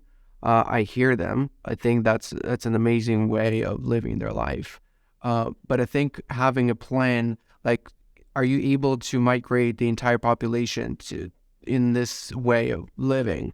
I don't know the answer, but I'm steering towards a no. You know what I mean? Yeah. It's communities that are only for a certain number of people. You know, because at some point then you have to grow and expand. And that's where we are now. There definitely has to be a more holistic, homogenous approach to how we advance as humans. We're at this point where we understand the mind. You know, if not primitively, we understand it. And some people are definitely looking and seeing deeper into it. And that goes back to meditation. And meditation is an understanding of how the mind acts, functions. you know, how it works is is still trying to be figured out. Sure. But how it behaves and acts is something that we are coming to an understanding of. Yeah. And that means that we have awareness. And it's very easy now for anyone with this awareness to look around and see that, you know, things aren't looking too great in certain areas of how we're doing this project human, you know, on planet Earth. And I think we need to have both elements. We need to have this this connection with the land and the spirit and our self and with others, and know that this machine that is the human existence is going to continue to grow and move forward. And there's no like hard stop on that unless there's like a huge EMP burst that happens and just wipes all electronics out in one moment, which then, wow, forget about building a community. You're going to have a lot of other things to worry about before you can have a nice little community figured out, even if you do right now, because not most people are not going to know how to handle that, for sure. So what we need to have in the world are leaders who can handle life imploding. You know, when the shit hits the fan, who is the person who you would trust to call immediately? No matter what the problem is. You got a problem, who's that person you think of that's like the most grounding force you know? We need those. We need people like that. And who have an understanding of how things work and things like that. Like, to take a legend, for example, the sinking of Atlantis, you know, there were some survivors. They said the legend is that the survivors are the ones who were the founders of Egypt and became the gods. They had understanding of technology. They had, you know, the elements of a population that had language, that had agriculture, that had writing, that had art. They just came out of nowhere. They survived something. They came from something from somewhere. And unless that's what we're planning on doing here, which is take this thing until it implodes fully and a few remnant survivors are able to escape to a place that they know of to begin something new, unless we were going to wait for that to happen, we should start doing something now. Right. And that goes back to the whole freeing people from this matrix, which is by going into the matrix, being that guiding influence or grounding force in the world. Yeah, there's a lot that you said there. I do see, like, let's say there's a shift now where, especially with COVID and just the nature of the work, tech professionals, engineers, and like really intelligent, smart scientists in a way, like computer scientists and stuff, they maybe they're still the minority, but that pile is growing exponentially, where those folks live off the grid. They do their work, very advanced work, but they're living off the grid, maybe also learning how to live off the grid. And it's almost like there is this sense of like people think like, oh, what if like shit hits the fan? Like it's almost like, oh, the probability of shit hitting the fan are probably higher now than before. We should probably, prepare ourselves a little bit better. Yes. And, but we should do that like as a whole. Yeah. Right. Because it wouldn't be fun. Yeah. And doing it as a whole is done most likely through a media channel of like a platform on which the minds connect, some kind of a social platform on which we bring that type of awareness into the world. It's crazy. So like with all of the land being bought by all these billionaires and stuff, how do you kind of predict what maybe is going through their mind? Like why are they doing it? Do you know? Why are they doing it? Yeah, because they're expecting a very big shift in the way humans live in cities and stuff. Like they're spreading out, and now everyone would want to live in their own little sub community, but they want to have. I think they want to have their space most of all. You know, they want to have a fence, and it's to keep others out. I would love to think that they're doing it for the building of sustainable constructs for everyone to benefit. I want to think that. Right. The conspiracy theorists will say it's because they're building some nefarious type of thing to control everyone. Right. I don't know. I think that at some point, unless we make all these changes, there will come a time where it won't make a difference what you bought and thought you owned. I was in Tulum in September last month, and it was, a height of a pretty bad seaweed season, right? And I was there in a beach club, restaurant on the beach, having lunch with my two friends. We'd gone down for like a weekend in a festival thing. And we're sitting there, and there's seaweed in the ocean, right? Yeah. And this hotel had put a seaweed barrier out to try to keep it out, right? It did the opposite, and it kept it all in. And we're like, what the fuck? Like, you look over at the end, and it's like clears up some. It's not that great, but it's cleared up. And then inside where they had put this barrier was churning. It's like it looked literally like waves of root beer, And we're there, and we're like, we're just ignoring it. We're like joking and we're like pointing at it. We're like, we know it's gonna clear up in like a month, but we're there, and there's this couple, and my friends are talking. I'm looking out on the beach, and there's this couple on the beach, on the sand, in the water, like sitting. Yeah. The woman was sitting on the sand in the water, and the guy, he's standing over it. And in that moment, my heart just sank, really sank. And my friends were like, "What just happened?" I'm like, "I'll tell you guys later." Yeah. I waited until sunrise. We stayed up the whole night. We're out, and we saw the sunrise, and then I told them. And I said, you remember that couple on the beach? And they're like, yeah. And I'm like, well, they were there enjoying their best life. They came down to Tulum, and there was seaweed, and by God, they're going to go in, and they're going to sit in the water, and they're going to get there, and they're going to enjoy it.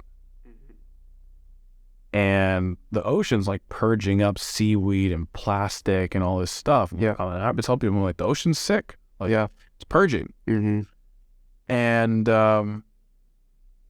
just like we're sitting here having our lunch, and that's happening, and they're in the water, and there's seaweed there, and there's piles of seaweed everywhere. 1,000 years from now, everywhere on the earth is going to look the shoreline like Manhattan Island. There won't be a speck of land. And it'll happen slowly over generations of people sitting on the beach, having lunch, and treading in the water, having their best life, because that's the way life is. Yeah, I mean, I think that's a version of it. To hope that's not the one that we experience, you know what I mean? If things don't change. If things don't change, sure. So, yeah, that's true. That hit me like a stone in my stomach. Right. And it's like, we gotta bring this awareness into the world. Gotta bring the vibe out there and let people know, like, hey. Right. That's not how you do things. Gotta stop living for ourselves in this one moment, in this one life. Yeah. I tend to have a very maybe sometimes overly optimistic perspective on things will work out perfectly, even if it doesn't appear so in some moments. It's a perfect happening. We're just in the middle of a perfect happening. Sometimes there are waves, sometimes there are rocks, but it's just a beautiful happening. I can agree with that too. Yeah, yeah. And it also, there is a value in basically judging an experience from a particular perspective. Let's say from a human perspective, that's shitty. You know what I mean? Or from like animal perspective, that's shitty too. From the global, cosmic perspective, that's just a happening over there. That's a blip Yeah. happening all the way over there. Yeah. In this big cosmos of which we have no idea how truly big it is. Yeah. It's all happening perfectly. Yeah, exactly. Yeah. But it's certainly value in like placing yourself in the driver's seat of a human and say, this is shit and this is good. Like, let's do this, more of this. Don't say like everything is good, you know? Yeah. You're not a universal consciousness that's at that level that you're still in the physical body. You're here to make it better for somebody like you.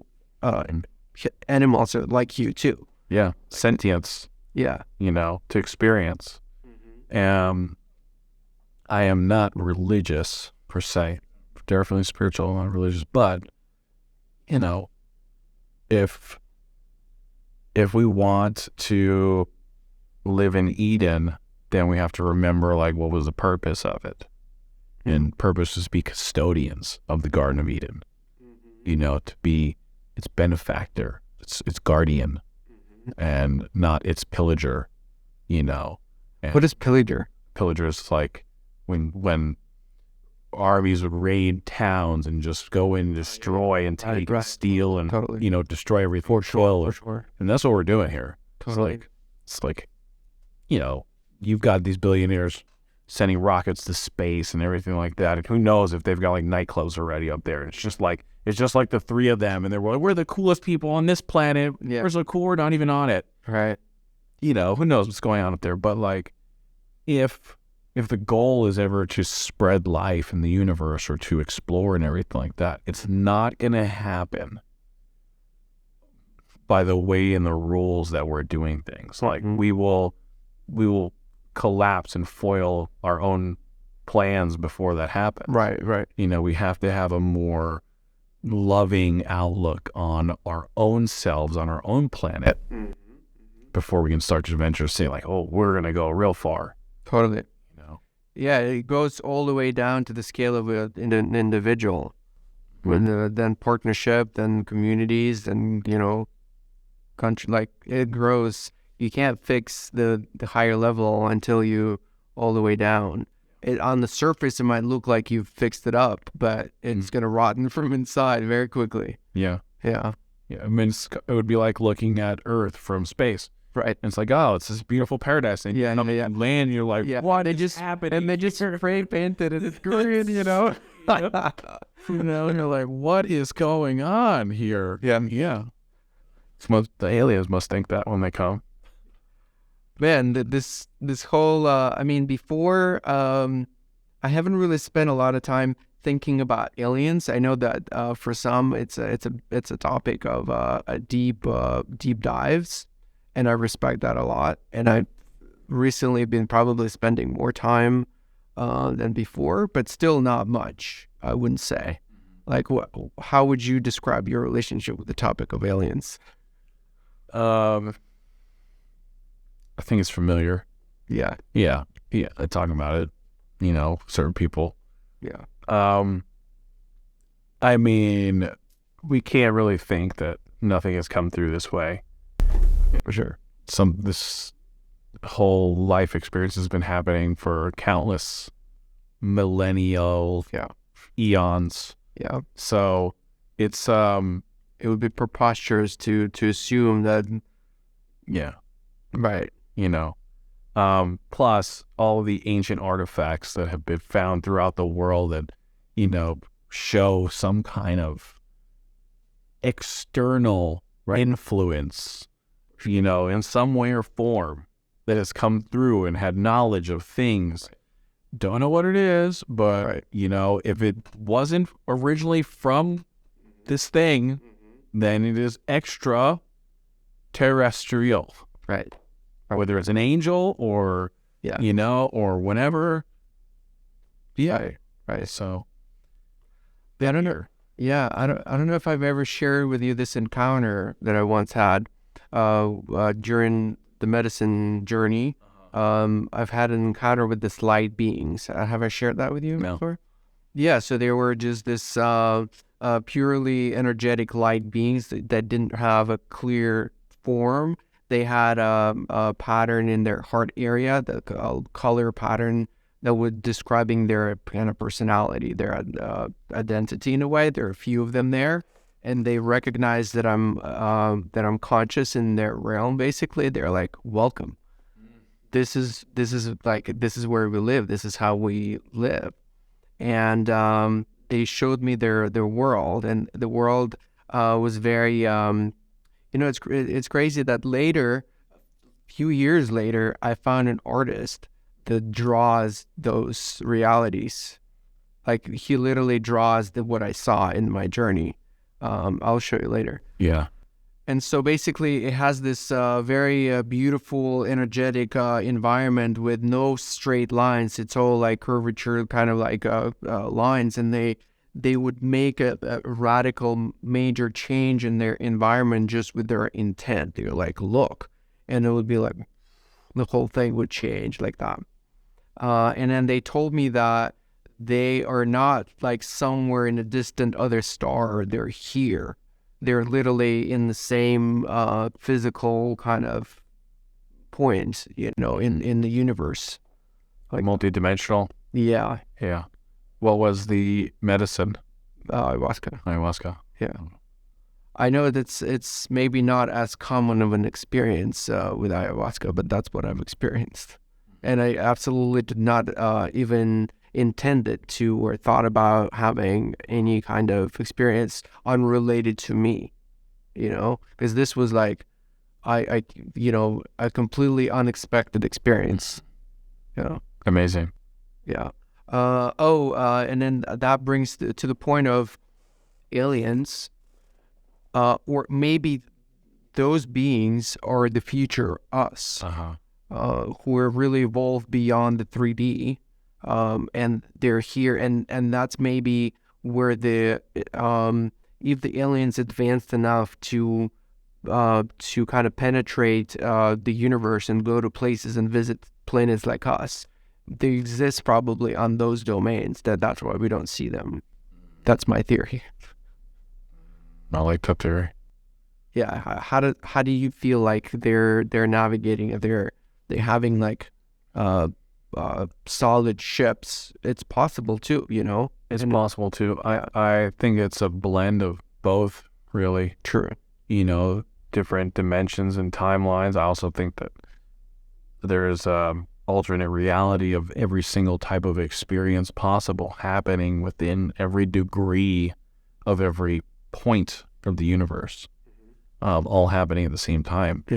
I think we're in this like slinky like vortex kaleidoscope Mobius, that's just constantly fluttering, like the flower of life pattern, but folded over itself. Almost like two stars collided, and they're now in this movement of right, kind of like that. And just this dance of everything possible and probable and plausible and fathomable happening multiplied by itself. Yeah. Infinitely. Yeah, the whole infinity thing, man, it's hard to grasp. It's really hard to grasp that there's no limit to how far you can go. That to me is still, it's hard to wrap my mind around that.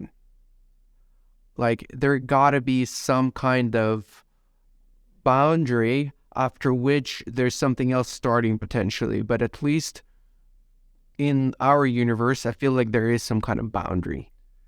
I think the way that I can see the field of existence is like a ring of fire, right? So imagine a ring of fire that its flames are now moving out in all directions. So it's moving. 360. It's moving inwards Yeah. in the sphere and outwards in the sphere. Okay. And inwards in the sphere is where the existence that we understand is happening. Mm-hmm. And this fire of existence is happening externally, but it is a constant flow externally. Like, it's ever expanding, but it's not going anywhere. The boundaries of the field of physicality is within the ring itself. Mm-hmm. It's like, Mm-hmm. I don't know. Mm-hmm. And what happens? And you're saying that it's like a sphere, and within the sphere there is our universe that's just blasting fire all over.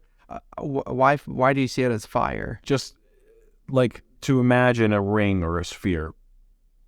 It's just the way that it appeared to me. Yeah. But there is no outside. Mm-hmm. There cannot be an outside. Hmm. The outside would mean that there is nothingness, and through nothingness there cannot be somethingness, even though the paradox of duality means that if there is something, there must be also nothing. How is it that something can create itself in a void, in an absolute void? Can't. There can never have been a void. There can only have been the concept of a void. And that's what's led me to the perspective that I have on the universe existence also having a reincarnative life force. Big Bang happens. Yeah. Right?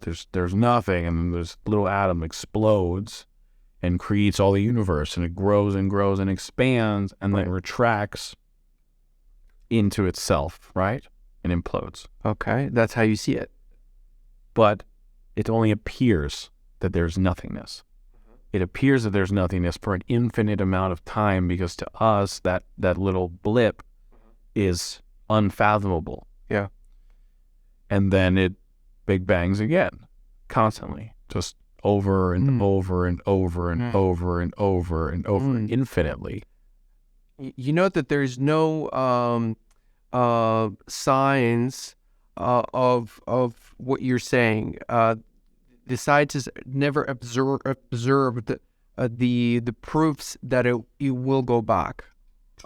There were theories of that, but the stars are actually speeding up as they're flying away. It's not like you know what I mean? Then that means it's forever and ever until the expansion of existence has populated all of whatever the void of the universe is. Yeah. Like, it grows to its maximum point. Oneness. Right? Right. The way I see it is the universe might not be the last thing known to men. The universe is just could be a cell that we occupying, and then at some point we'll be able to recognize that there are boundaries that we can integrate with and start like talking to the outside world of that and see what's out there. Like, and the cell will just now it's like, oh shit, I'm a cell and I'm navigating this new world, and like, what is that? You know, An amoeba fixing the little scratch on the supreme being. yeah. This could be like the most primitive form of life, just emerging in this new dimension. Yeah, we're little bugs. We're amoeba. Yeah. This little speck of dust Yeah. floating through this petri dish. Yeah. We are inside of a metaverse. Yeah. Basically. To what extent do you think we will need our body? To the extent that we want to experience anything physical. You think so? You don't think you're able to experience something physical on the level of imagination? Well, in a dream, dreams feel real. Yeah. Feel in your conscious, everything like that, right? Right. But who's to say that this isn't already a dream? Right. Exactly. And we are in the metaverse already. We are in the matrix. You know? And that also brings me back to, these people who go off to be sages and live in this seeking, this meditative state and everything. You are, as long as there is anything there, right, to hear a thought, to experience a thought, you are within the matrix. As long as there is an I am that can understand something, you are caught within the matrix of existence, whether it's here on planet Earth or is a cellular element of a universe that is part of a grander universe, that is still within the matrix. You're just going higher and higher into the laws of the game. Yeah, but I think I recognize it's not to say, oh fuck, I'm in the matrix again, I can't get out, like I'm completely, it's almost like no matter what I do, I'm still in the matrix. I think there's value in recognizing it's a gradient on the way up, and you're like, just moving along the gradient, and not just say, oh fuck, I'm still in the matrix. The matrix is existence, and it's a forever up, right? So the higher you go, you get to a point, you're like, wait, there's still a shitload more to go. Right. And then you get to that point and you're like, there's still more to go. And it's that journey of growth, though. I mean, I love that understanding, that idea that it's infinite, it's endless, it's boundless. It's, even if it did loop over and start over, it would be under a very 1 degree difference of how it all begins, and it would be an entirely different experience. Yeah. And for me, that's when you break out of the whole stuck in the matrix mentality, though. When you're like, oh, there's this one world and I was stuck in it and now I'm free of it. And it's like, if you think you're free, you're still stuck in it. You have to understand you are always in it. There's no escaping it because that is the experience. That is the I am. I understand the consciousness. Right. Be conscious, to be awake. Right? That's the snake biting into its own tail. That is when the waters were separated from the earths, and all these things. When you realize you are in this game, you're here to play, to experience, then you're able to really start playing the game. And that's when you have to start to have choice in life. Right. Would you say that that's direct relationship to free will? Basically, you have more free will? You have more free will in the fate and destiny of your own existence. I think that there's fate, there's destiny, and there's free will. And what is, try to do whatever ability you might have verbally. Try to draw a boundary for free will. Like, where is that?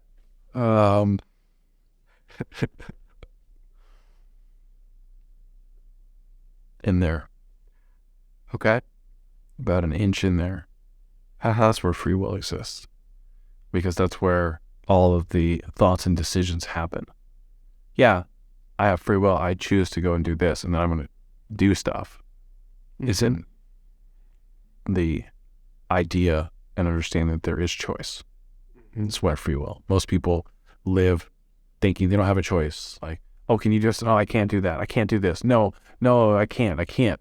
Right. The most dangerous words, the most disempowering words in the world that ever existed are, I can't. Right. And in someone who can't, there is no free will. Right. Yeah, or that idea exists in the same kind of city with free will. Like they might be not hanging out in the same bars. Yeah. But they're in the same city. Yeah. Right. Exactly. Right. One that goes to like a more conscious events, and the other one is partying, doing drugs and stuff. Waking up on the curb, remembering I can't get out of this. Right. And then as you were free will, yeah, used to be I can't. Yeah. And one day, got up from the curb and said I can. Yeah. So then free will is just an evolved version of I can't. Everyone starts, I think, at I can't. I mean, I think some start with already like a higher level of I can, just by if you coming into this world and you see everyone around you can do it, they never say I can't. Then they would be like, I can do it too. Like, I don't think it's... Yeah. It was a yoga pose that I was able to learn at the ashram. It's locust, where you balance on your neck and you like flip your legs up in the air, your whole body, and like you're upright like this. When I'd first gotten there, like I was only able to lift my legs like halfway, like pushing my arms up.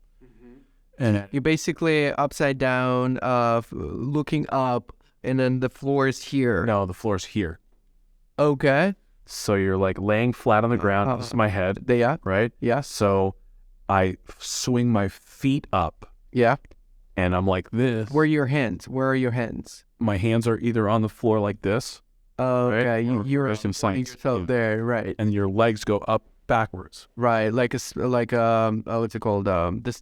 This spider that A scorpion. Scorpion, Yeah. right?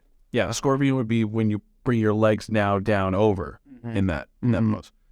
But I was like, I thought I was at the highest I could go. Like, that's it. And then there was a girl there. She was like born without a spine. She could like do everything, you know? Yeah. And she did a demonstration and she just like swung her legs up. And I was like, oh, that's how you do that. Okay. And then literally laid down and just did it because I saw in that moment, like, and that was another 2.5 feet higher. I just saw someone do it once. And I was like, oh, that's possible. And that's how it's done. Okay. And if you, so you think, is that a lesson that you can also bring to the world to show people that it's possible? Yeah.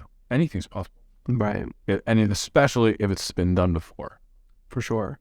It's much easier to envision, oh, I can do it when you saw somebody else doing it. Yes. Right in front of you. Yeah. Yeah.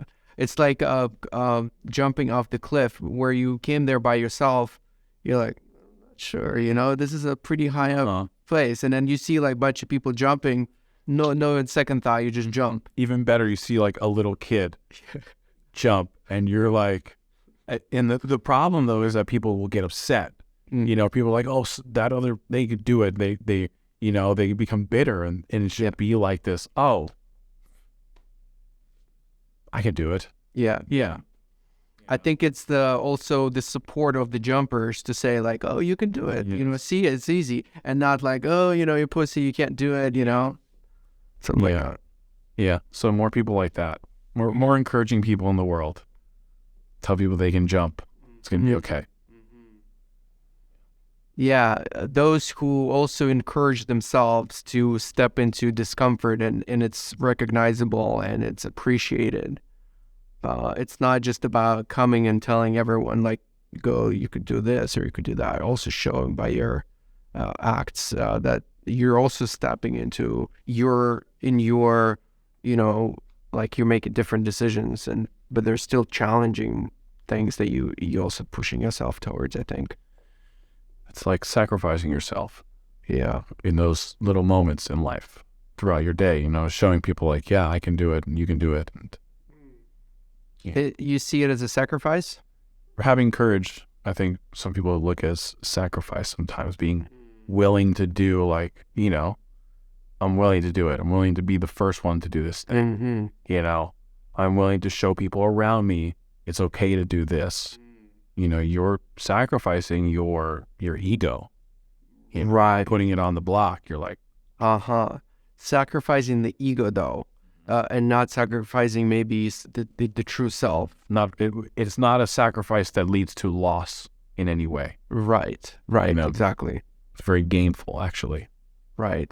You're doing sacrifice for yourself, or for one part of you is sacrificing for the growth, maybe. You're sacrificing part of yourself for others while doing something explicitly for yourself. Right. And in fact, I think the self-motivation, I don't know, I tend to think that finding internal motivation first is the key, instead of like, oh, I want to sacrifice for them.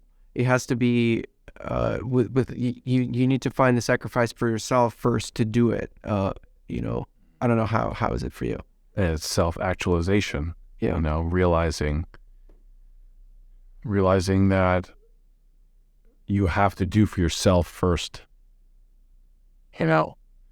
You have to take care of yourself first. And it's not this, everyone is second. It's that if I am not my full self, if I am not authentic, if I'm not being my best self, then how can I show up in the world Exactly in that way? This idea that you can't pour from an empty cup. You can't pour from any cup. You are the cup, and the point is to be overflowing at all times, to never think that you can be poured out, to come to the understanding, I am the vessel, I am the liquid, I am all of it, and to let it flow, basically, infinitely. Yeah, you basically the entire process of the flow. You are the hose and then the water, and you're just experiencing. It's like your body. We have they say a skin bag bias, that we're just biased to what's behind the surface of the skin, but it's not all. Yeah. What is that you've learned about yourself, about the world, when you fully became vegan? That I am not alone. Okay. We think we eat alone. Mm-hmm. We're not eating alone. We're eating with all the things on the plate. Mm-hmm. I used to be someone who said all the most negative things about vegans, and that how I could never not, eat meat, and that animals are, they're created, their life was created for this purpose, and all these things. And then I awoke to the fact that, we do things as humans because we're empowered with this idea because we can. Mm-hmm. Why do we do these things? Because we're the top of the food chain. Right. Because we can ... because we can ... because we can. Mm-hmm. And I realized that, my life was affected by a thought just like that. I'm angry about something. I'm going to go and destroy something. I'm going to go and hurt someone. Why? Because I can. Because I don't know any other way. Because I can't some other way. And it's the looking at, I can only eat like this and I can only eat like that.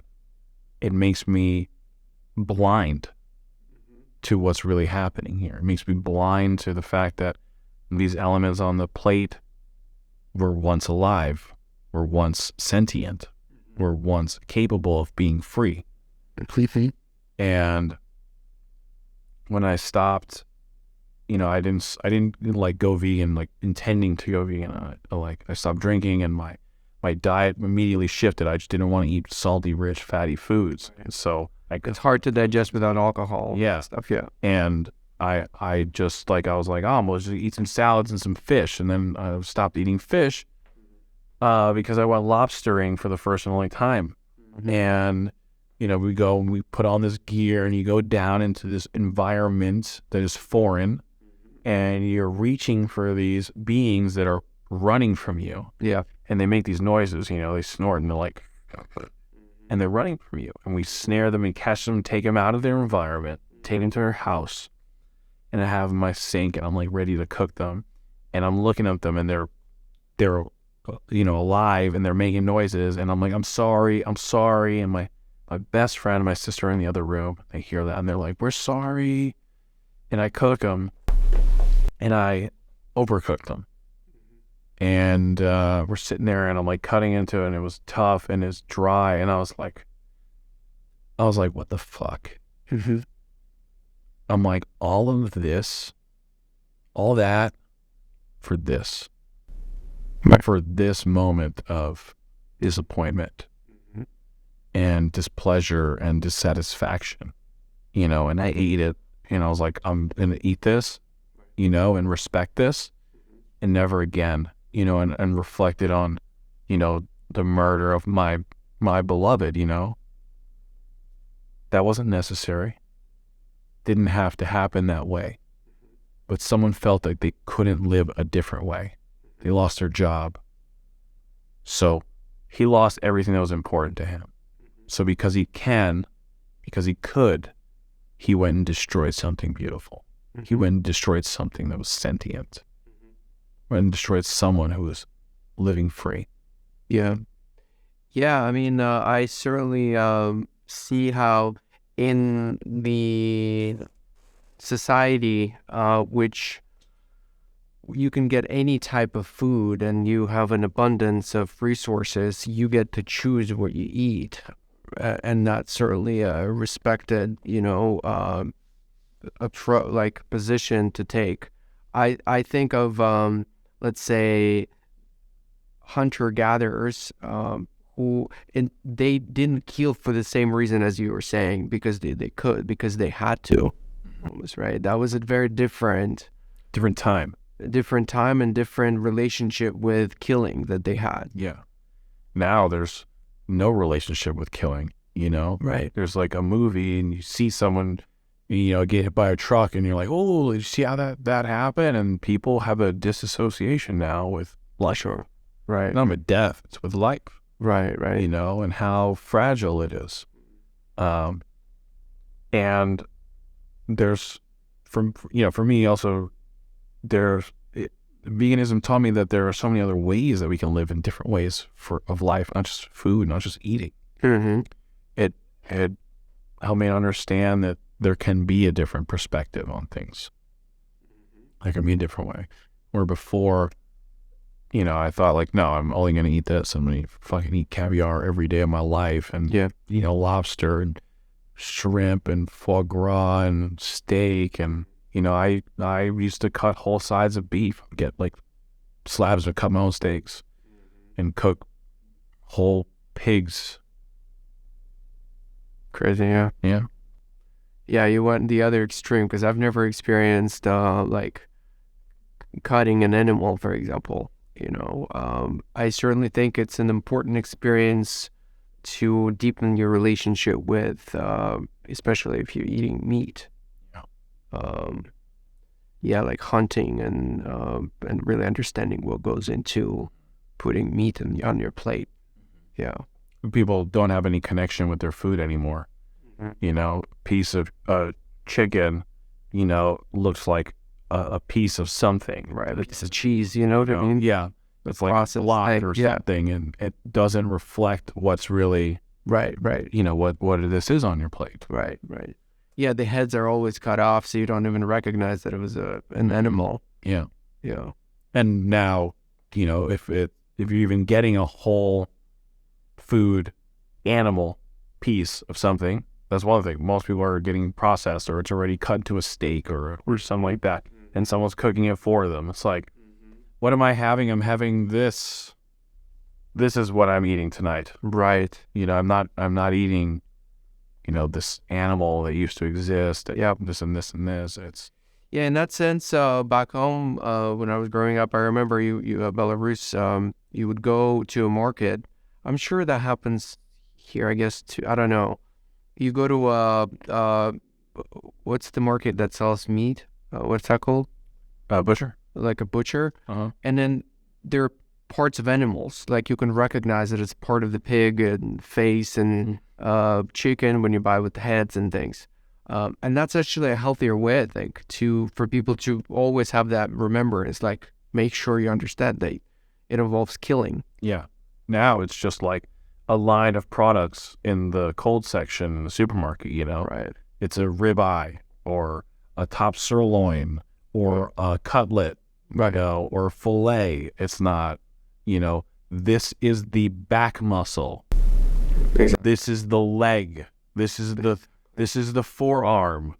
You know, you see those like cutouts of a pig or a chicken or whatever, and it shows like all the different cuts. Right. You know, it's like they're like a puzzle piece. Yep. It's like you can make those out of a human. Yeah. You know, what I learned the most is that we are a creature of absolute pure carnal desire. Humans. Carnal desire. We What is look to feed the elements of the body, our sex drive, our appetites, you know, our thirst for adventure and all these things. And the most basic is food, is our palate. Yeah. You know, you have a dog, right? In society here, a dog bites a human. Yeah. And it could be the friendliest dog ever, and animal control will come and put the dog down. Yeah. And it's said because it already bit one human, it will bite again. Right. Now it has a taste of flesh, the man, right? Mm-hmm. That's the argument that they're like, oh, have the taste, the flesh, you know, and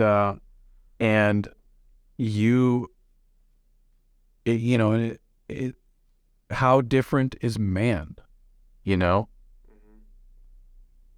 Like, I've had conversations with people and they ask me about my veganism and this and that. And I'm like, well, what about you? And they're like, oh, I can never do that. You know, it just tastes too good.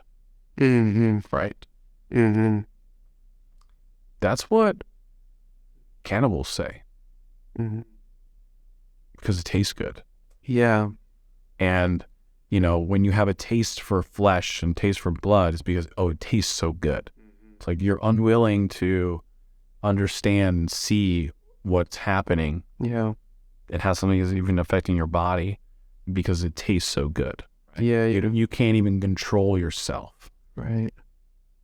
I also see it maybe, let's say,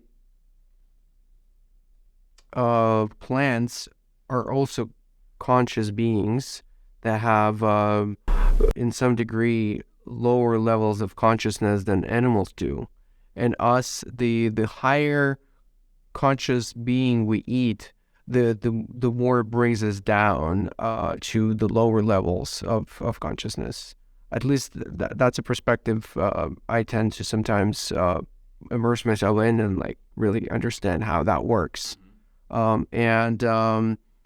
It's like you, by evolving, you could still be eating meat, and there's nothing wrong with you being on your path of evolution, and you have choices to make in the, you know, but still recognizing there are a lot of people.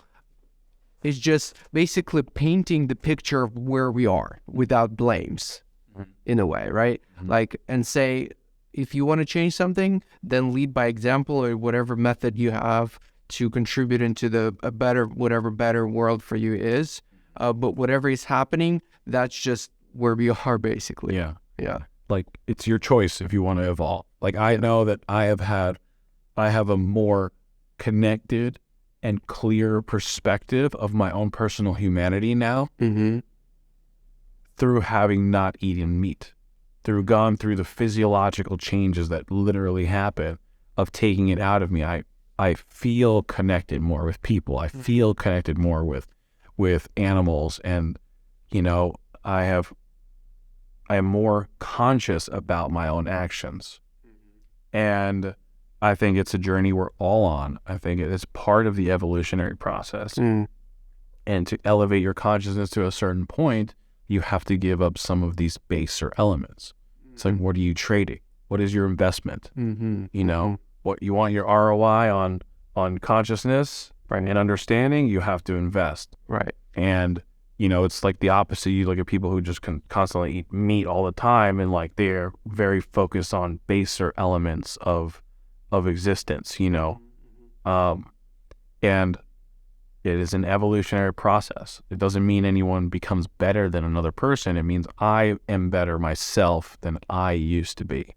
Right. And not about projecting it angrily onto other people. Exactly. And what do you think about engineering meat, lab-produced meat? I think that is probably the only way to progress masses of people from eating slaughtered meat. I think that there is a time coming sooner than later where that will need to be a necessity, because animal farming and animal factories and fishing is literally destroying the planet. And anyone who has seen any data on it, it's really hard for them to ignore or say that it's bullshit, as much as people want to. And I think, lab meat, it's probably not something for me, most likely not, never, because it's still eating very dense matter. I prefer this very light feeling in my body and not having any kind of flesh being what I consume. Okay. I think it's the future, most likely, because it's very difficult for people to just go from eating steaks to just jumping on tofu every day without having a catalyst or a path to lead them that way. Is it about the density for you, or is it about the reminder, or is that it's flesh? It's still flesh, whether it's lab grown or what if it has a different texture? Then maybe it's turning into not meat necessarily, a meat byproduct of some sort. Is it, but what is its source? Is it cellular? It's still genetically meat, right? It's still meat being introduced into my meat suit. Whereas plants, I feel much better about my meat suit being made of plants now than flesh. I think that without cellular meat, probably, it's a pipe dream turning the world vegan or getting people to move vegan like in this other way. Yeah. Right. It's just the race is being run at a pace way too fast right now. And people don't want to be open to, eating more vegetables and everything. I think lately I have seen in media a hard push in a propaganda machine against veganism. Like in actual publications and articles are saying like this, veganism is unhealthy and it's this and it's that, and mock meats are unhealthy for you. And it's like, okay, it may not be nutritious, but it is not unhealthy on the same terms that meat that has been classified as carcinogen is literally unhealthy. Plus, it's also killing something. There's a big push against it. And I think it's because it allows for people to wake up to a certain level of consciousness. Right. And that's not wanted. And what's your practice of having enough nutrients with this diet? Lots of leafy green vegetables, citrus, fruits, vegetables, but also understanding that you can't rely on beans as a protein source. You have to have tofu, tempeh, soy protein, seitan or vital wheat gluten, which is the highest amount of protein, wheat gluten, you have to have those as elements of your diet. And you just have to relearn and rethink how you eat.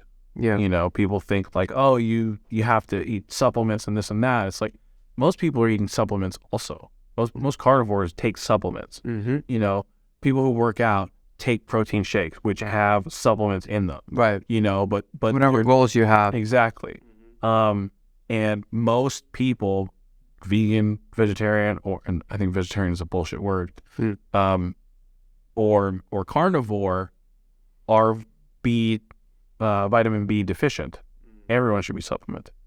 The reason why I said I think the word vegetarian is now bullshit is because at no point did eggs and dairy part of a vegetarian diet. Somewhere along the way, it was thrown into that to dilute vegetarianism, right?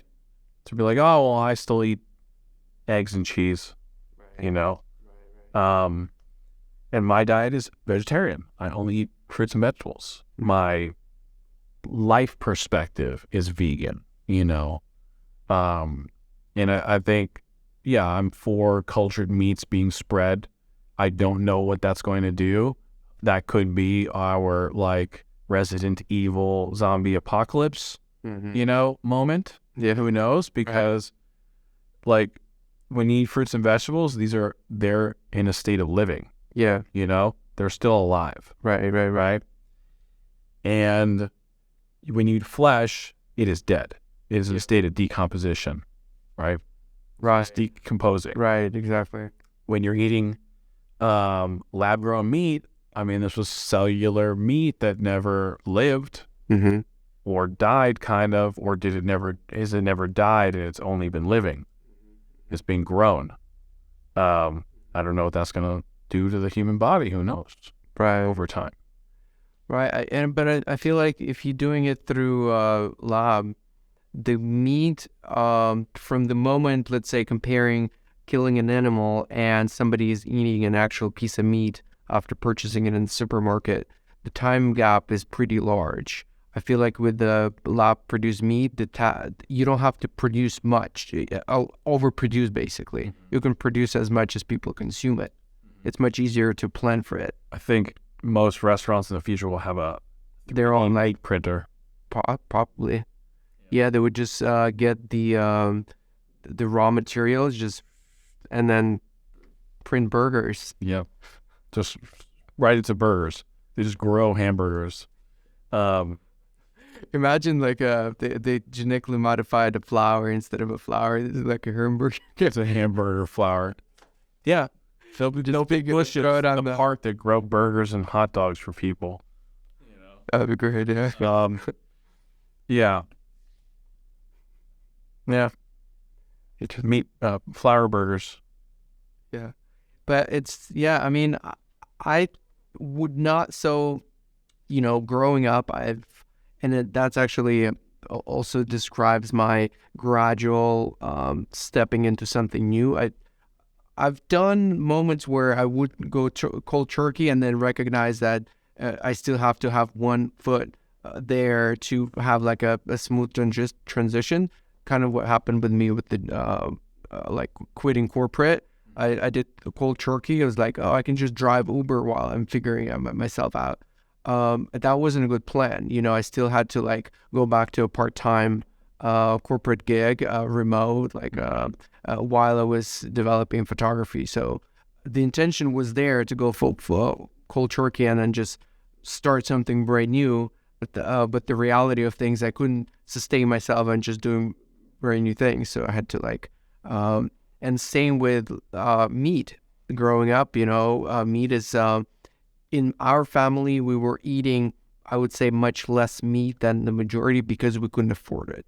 Not because we thought that, we just don't want to overeat meat. Overeating meat was very rare. Like, it's not like here anyone can afford it at any point. Like, it's so cheap, it's so affordable relatively to how much people are making.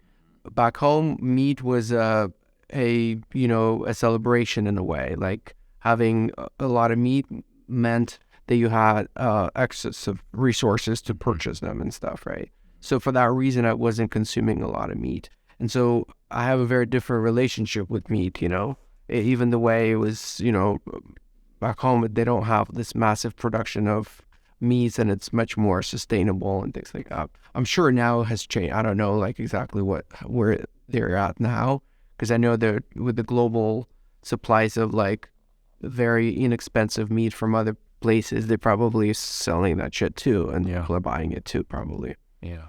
But even now, I still eat chicken, and I still eat fish. I don't eat red meat anymore. But I used to eat. I mean, not anymore to the point like completely. It's much less than I used to. But it's a very gradual for me journey. It's I haven't gone fully cold turkey. I'm feeling it out basically, but I'm recognizing that there's a desire for me to eat more and more, plant-based food. Yeah. I mean, it was a journey for me too. I mean, I was a person of extremes though. Like I had my fill.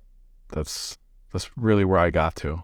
Yeah, when I'm like, I'm done here. Yeah. I ate the whole party, and then I was like, you know what? Right. That's it. Did you ever have more weight than now? Because I haven't seen like your photos of like, let's say 10 years ago. I was definitely not healthy like this. Yeah. You know, I had a few extra pounds around the waist, stuff like But that. nothing crazy. But no, nothing crazy. Mostly the frame, but like now I am in the best shape of my life, you know, and I can feel it and energetically, and it's like I feel like I'm stepping into my prime now. You know, like if I'm 25 years old, and then I think that's like the biggest benefit, you know, that we can be and feel younger. For sure. And I see it, I feel it, and I know what it feels like, you know. It's very difficult to express that to people and for people to believe and understand it until that experience happens for themselves. Because, you know, I've heard people tell me that before, and it wasn't until like I really got into it and understood, you know, yeah. But it takes time. It's also like a shifting journey. That first year and a half, you know, 2 years, your body is like, I think more like the second year. The first year, your body's like just loving it, you know, it's like kind of like a detox.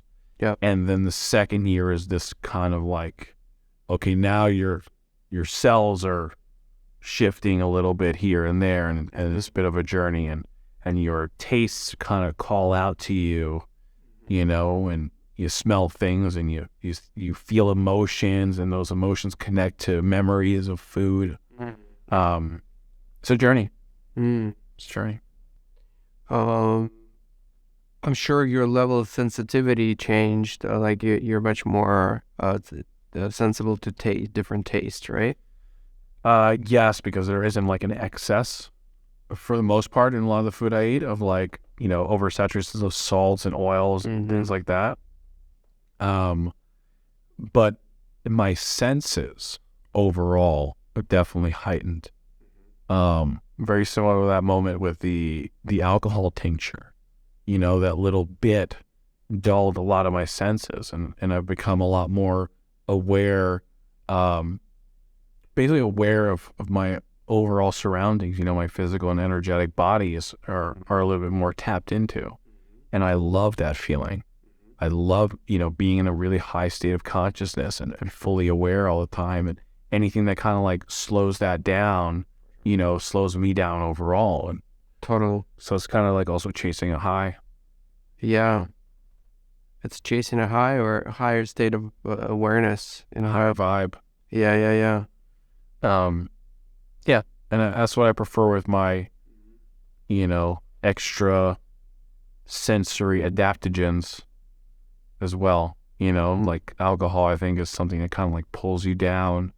And I prefer elements that kind of like lift a little bit higher even, you know. It's yeah, I mean the psychoactive compounds, there's another can of worms that I would love to dive into for sure.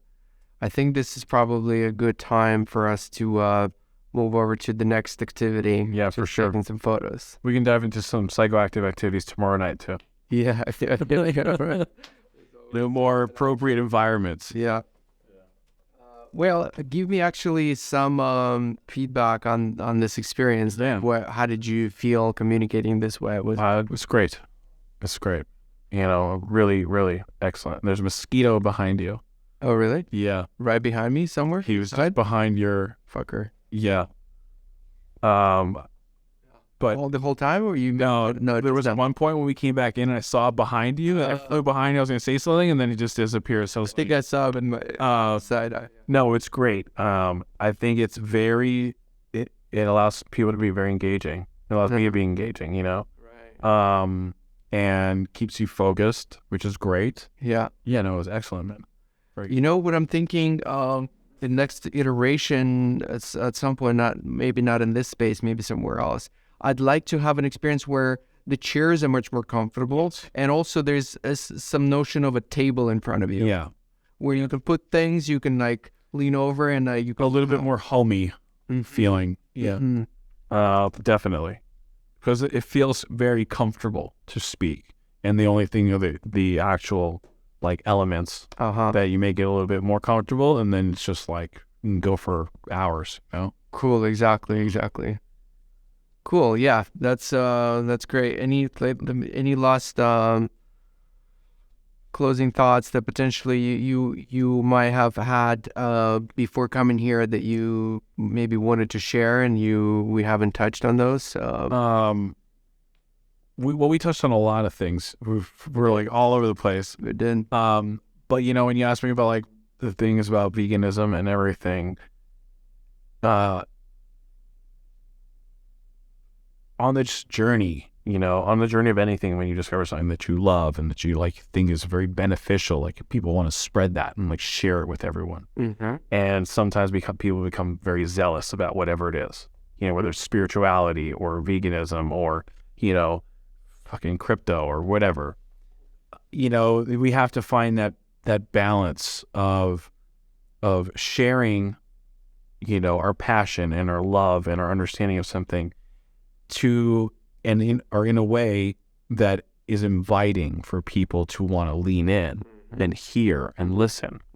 And that was a journey that I had to go on, you know. I had moments where I was very strict and firm, like, no, this is bad and killing, you know, all this stuff. Yeah. And over time, you know, you start to realize like you're not winning anyone over like that. Totally. You know. And I wanted to find ways where I could speak that without having to use words all the time. And it's literally one of the things was I developed like this shirt and this brand of all these clothes, different elements of messages I want to share with people without having to say them to them. Right. And it's something like, it's an outlet for me to have that expression and to be living my life and to be able to project an image or a message into the world that is a little bit more funny and, you know, interesting or provocative. And if we can find ways to do that, you know, in all the ways that we're trying to share things in the world with everyone, then I think we'll have an easier time winning people over to do things. I totally agree. Yeah. You can't make someone do something by telling them that the ways that they're doing it is wrong. Like that's the last thing you want to do. Yeah. The name of the brand is Vegan for the Humans because, you know, people will go out and they talk about, oh, I'm vegan for the animals and I'm vegan for the planet and blah, blah, blah. So people are like, oh, that's great. Right. You know, when something affects a human being on a personal level, that's when they usually start to listen and get involved. Right. And ultimately it's about being vegan for the humans, you know, because we're poisoning the earth and we're destroying the wildlife here, you know, and we're supposed to be the highest form of intelligence on this planet. And, you know, I want to encourage people to act that way, not just say it. Wow. Beautiful way to wrap it. Thank you. Thank you. Please, brother.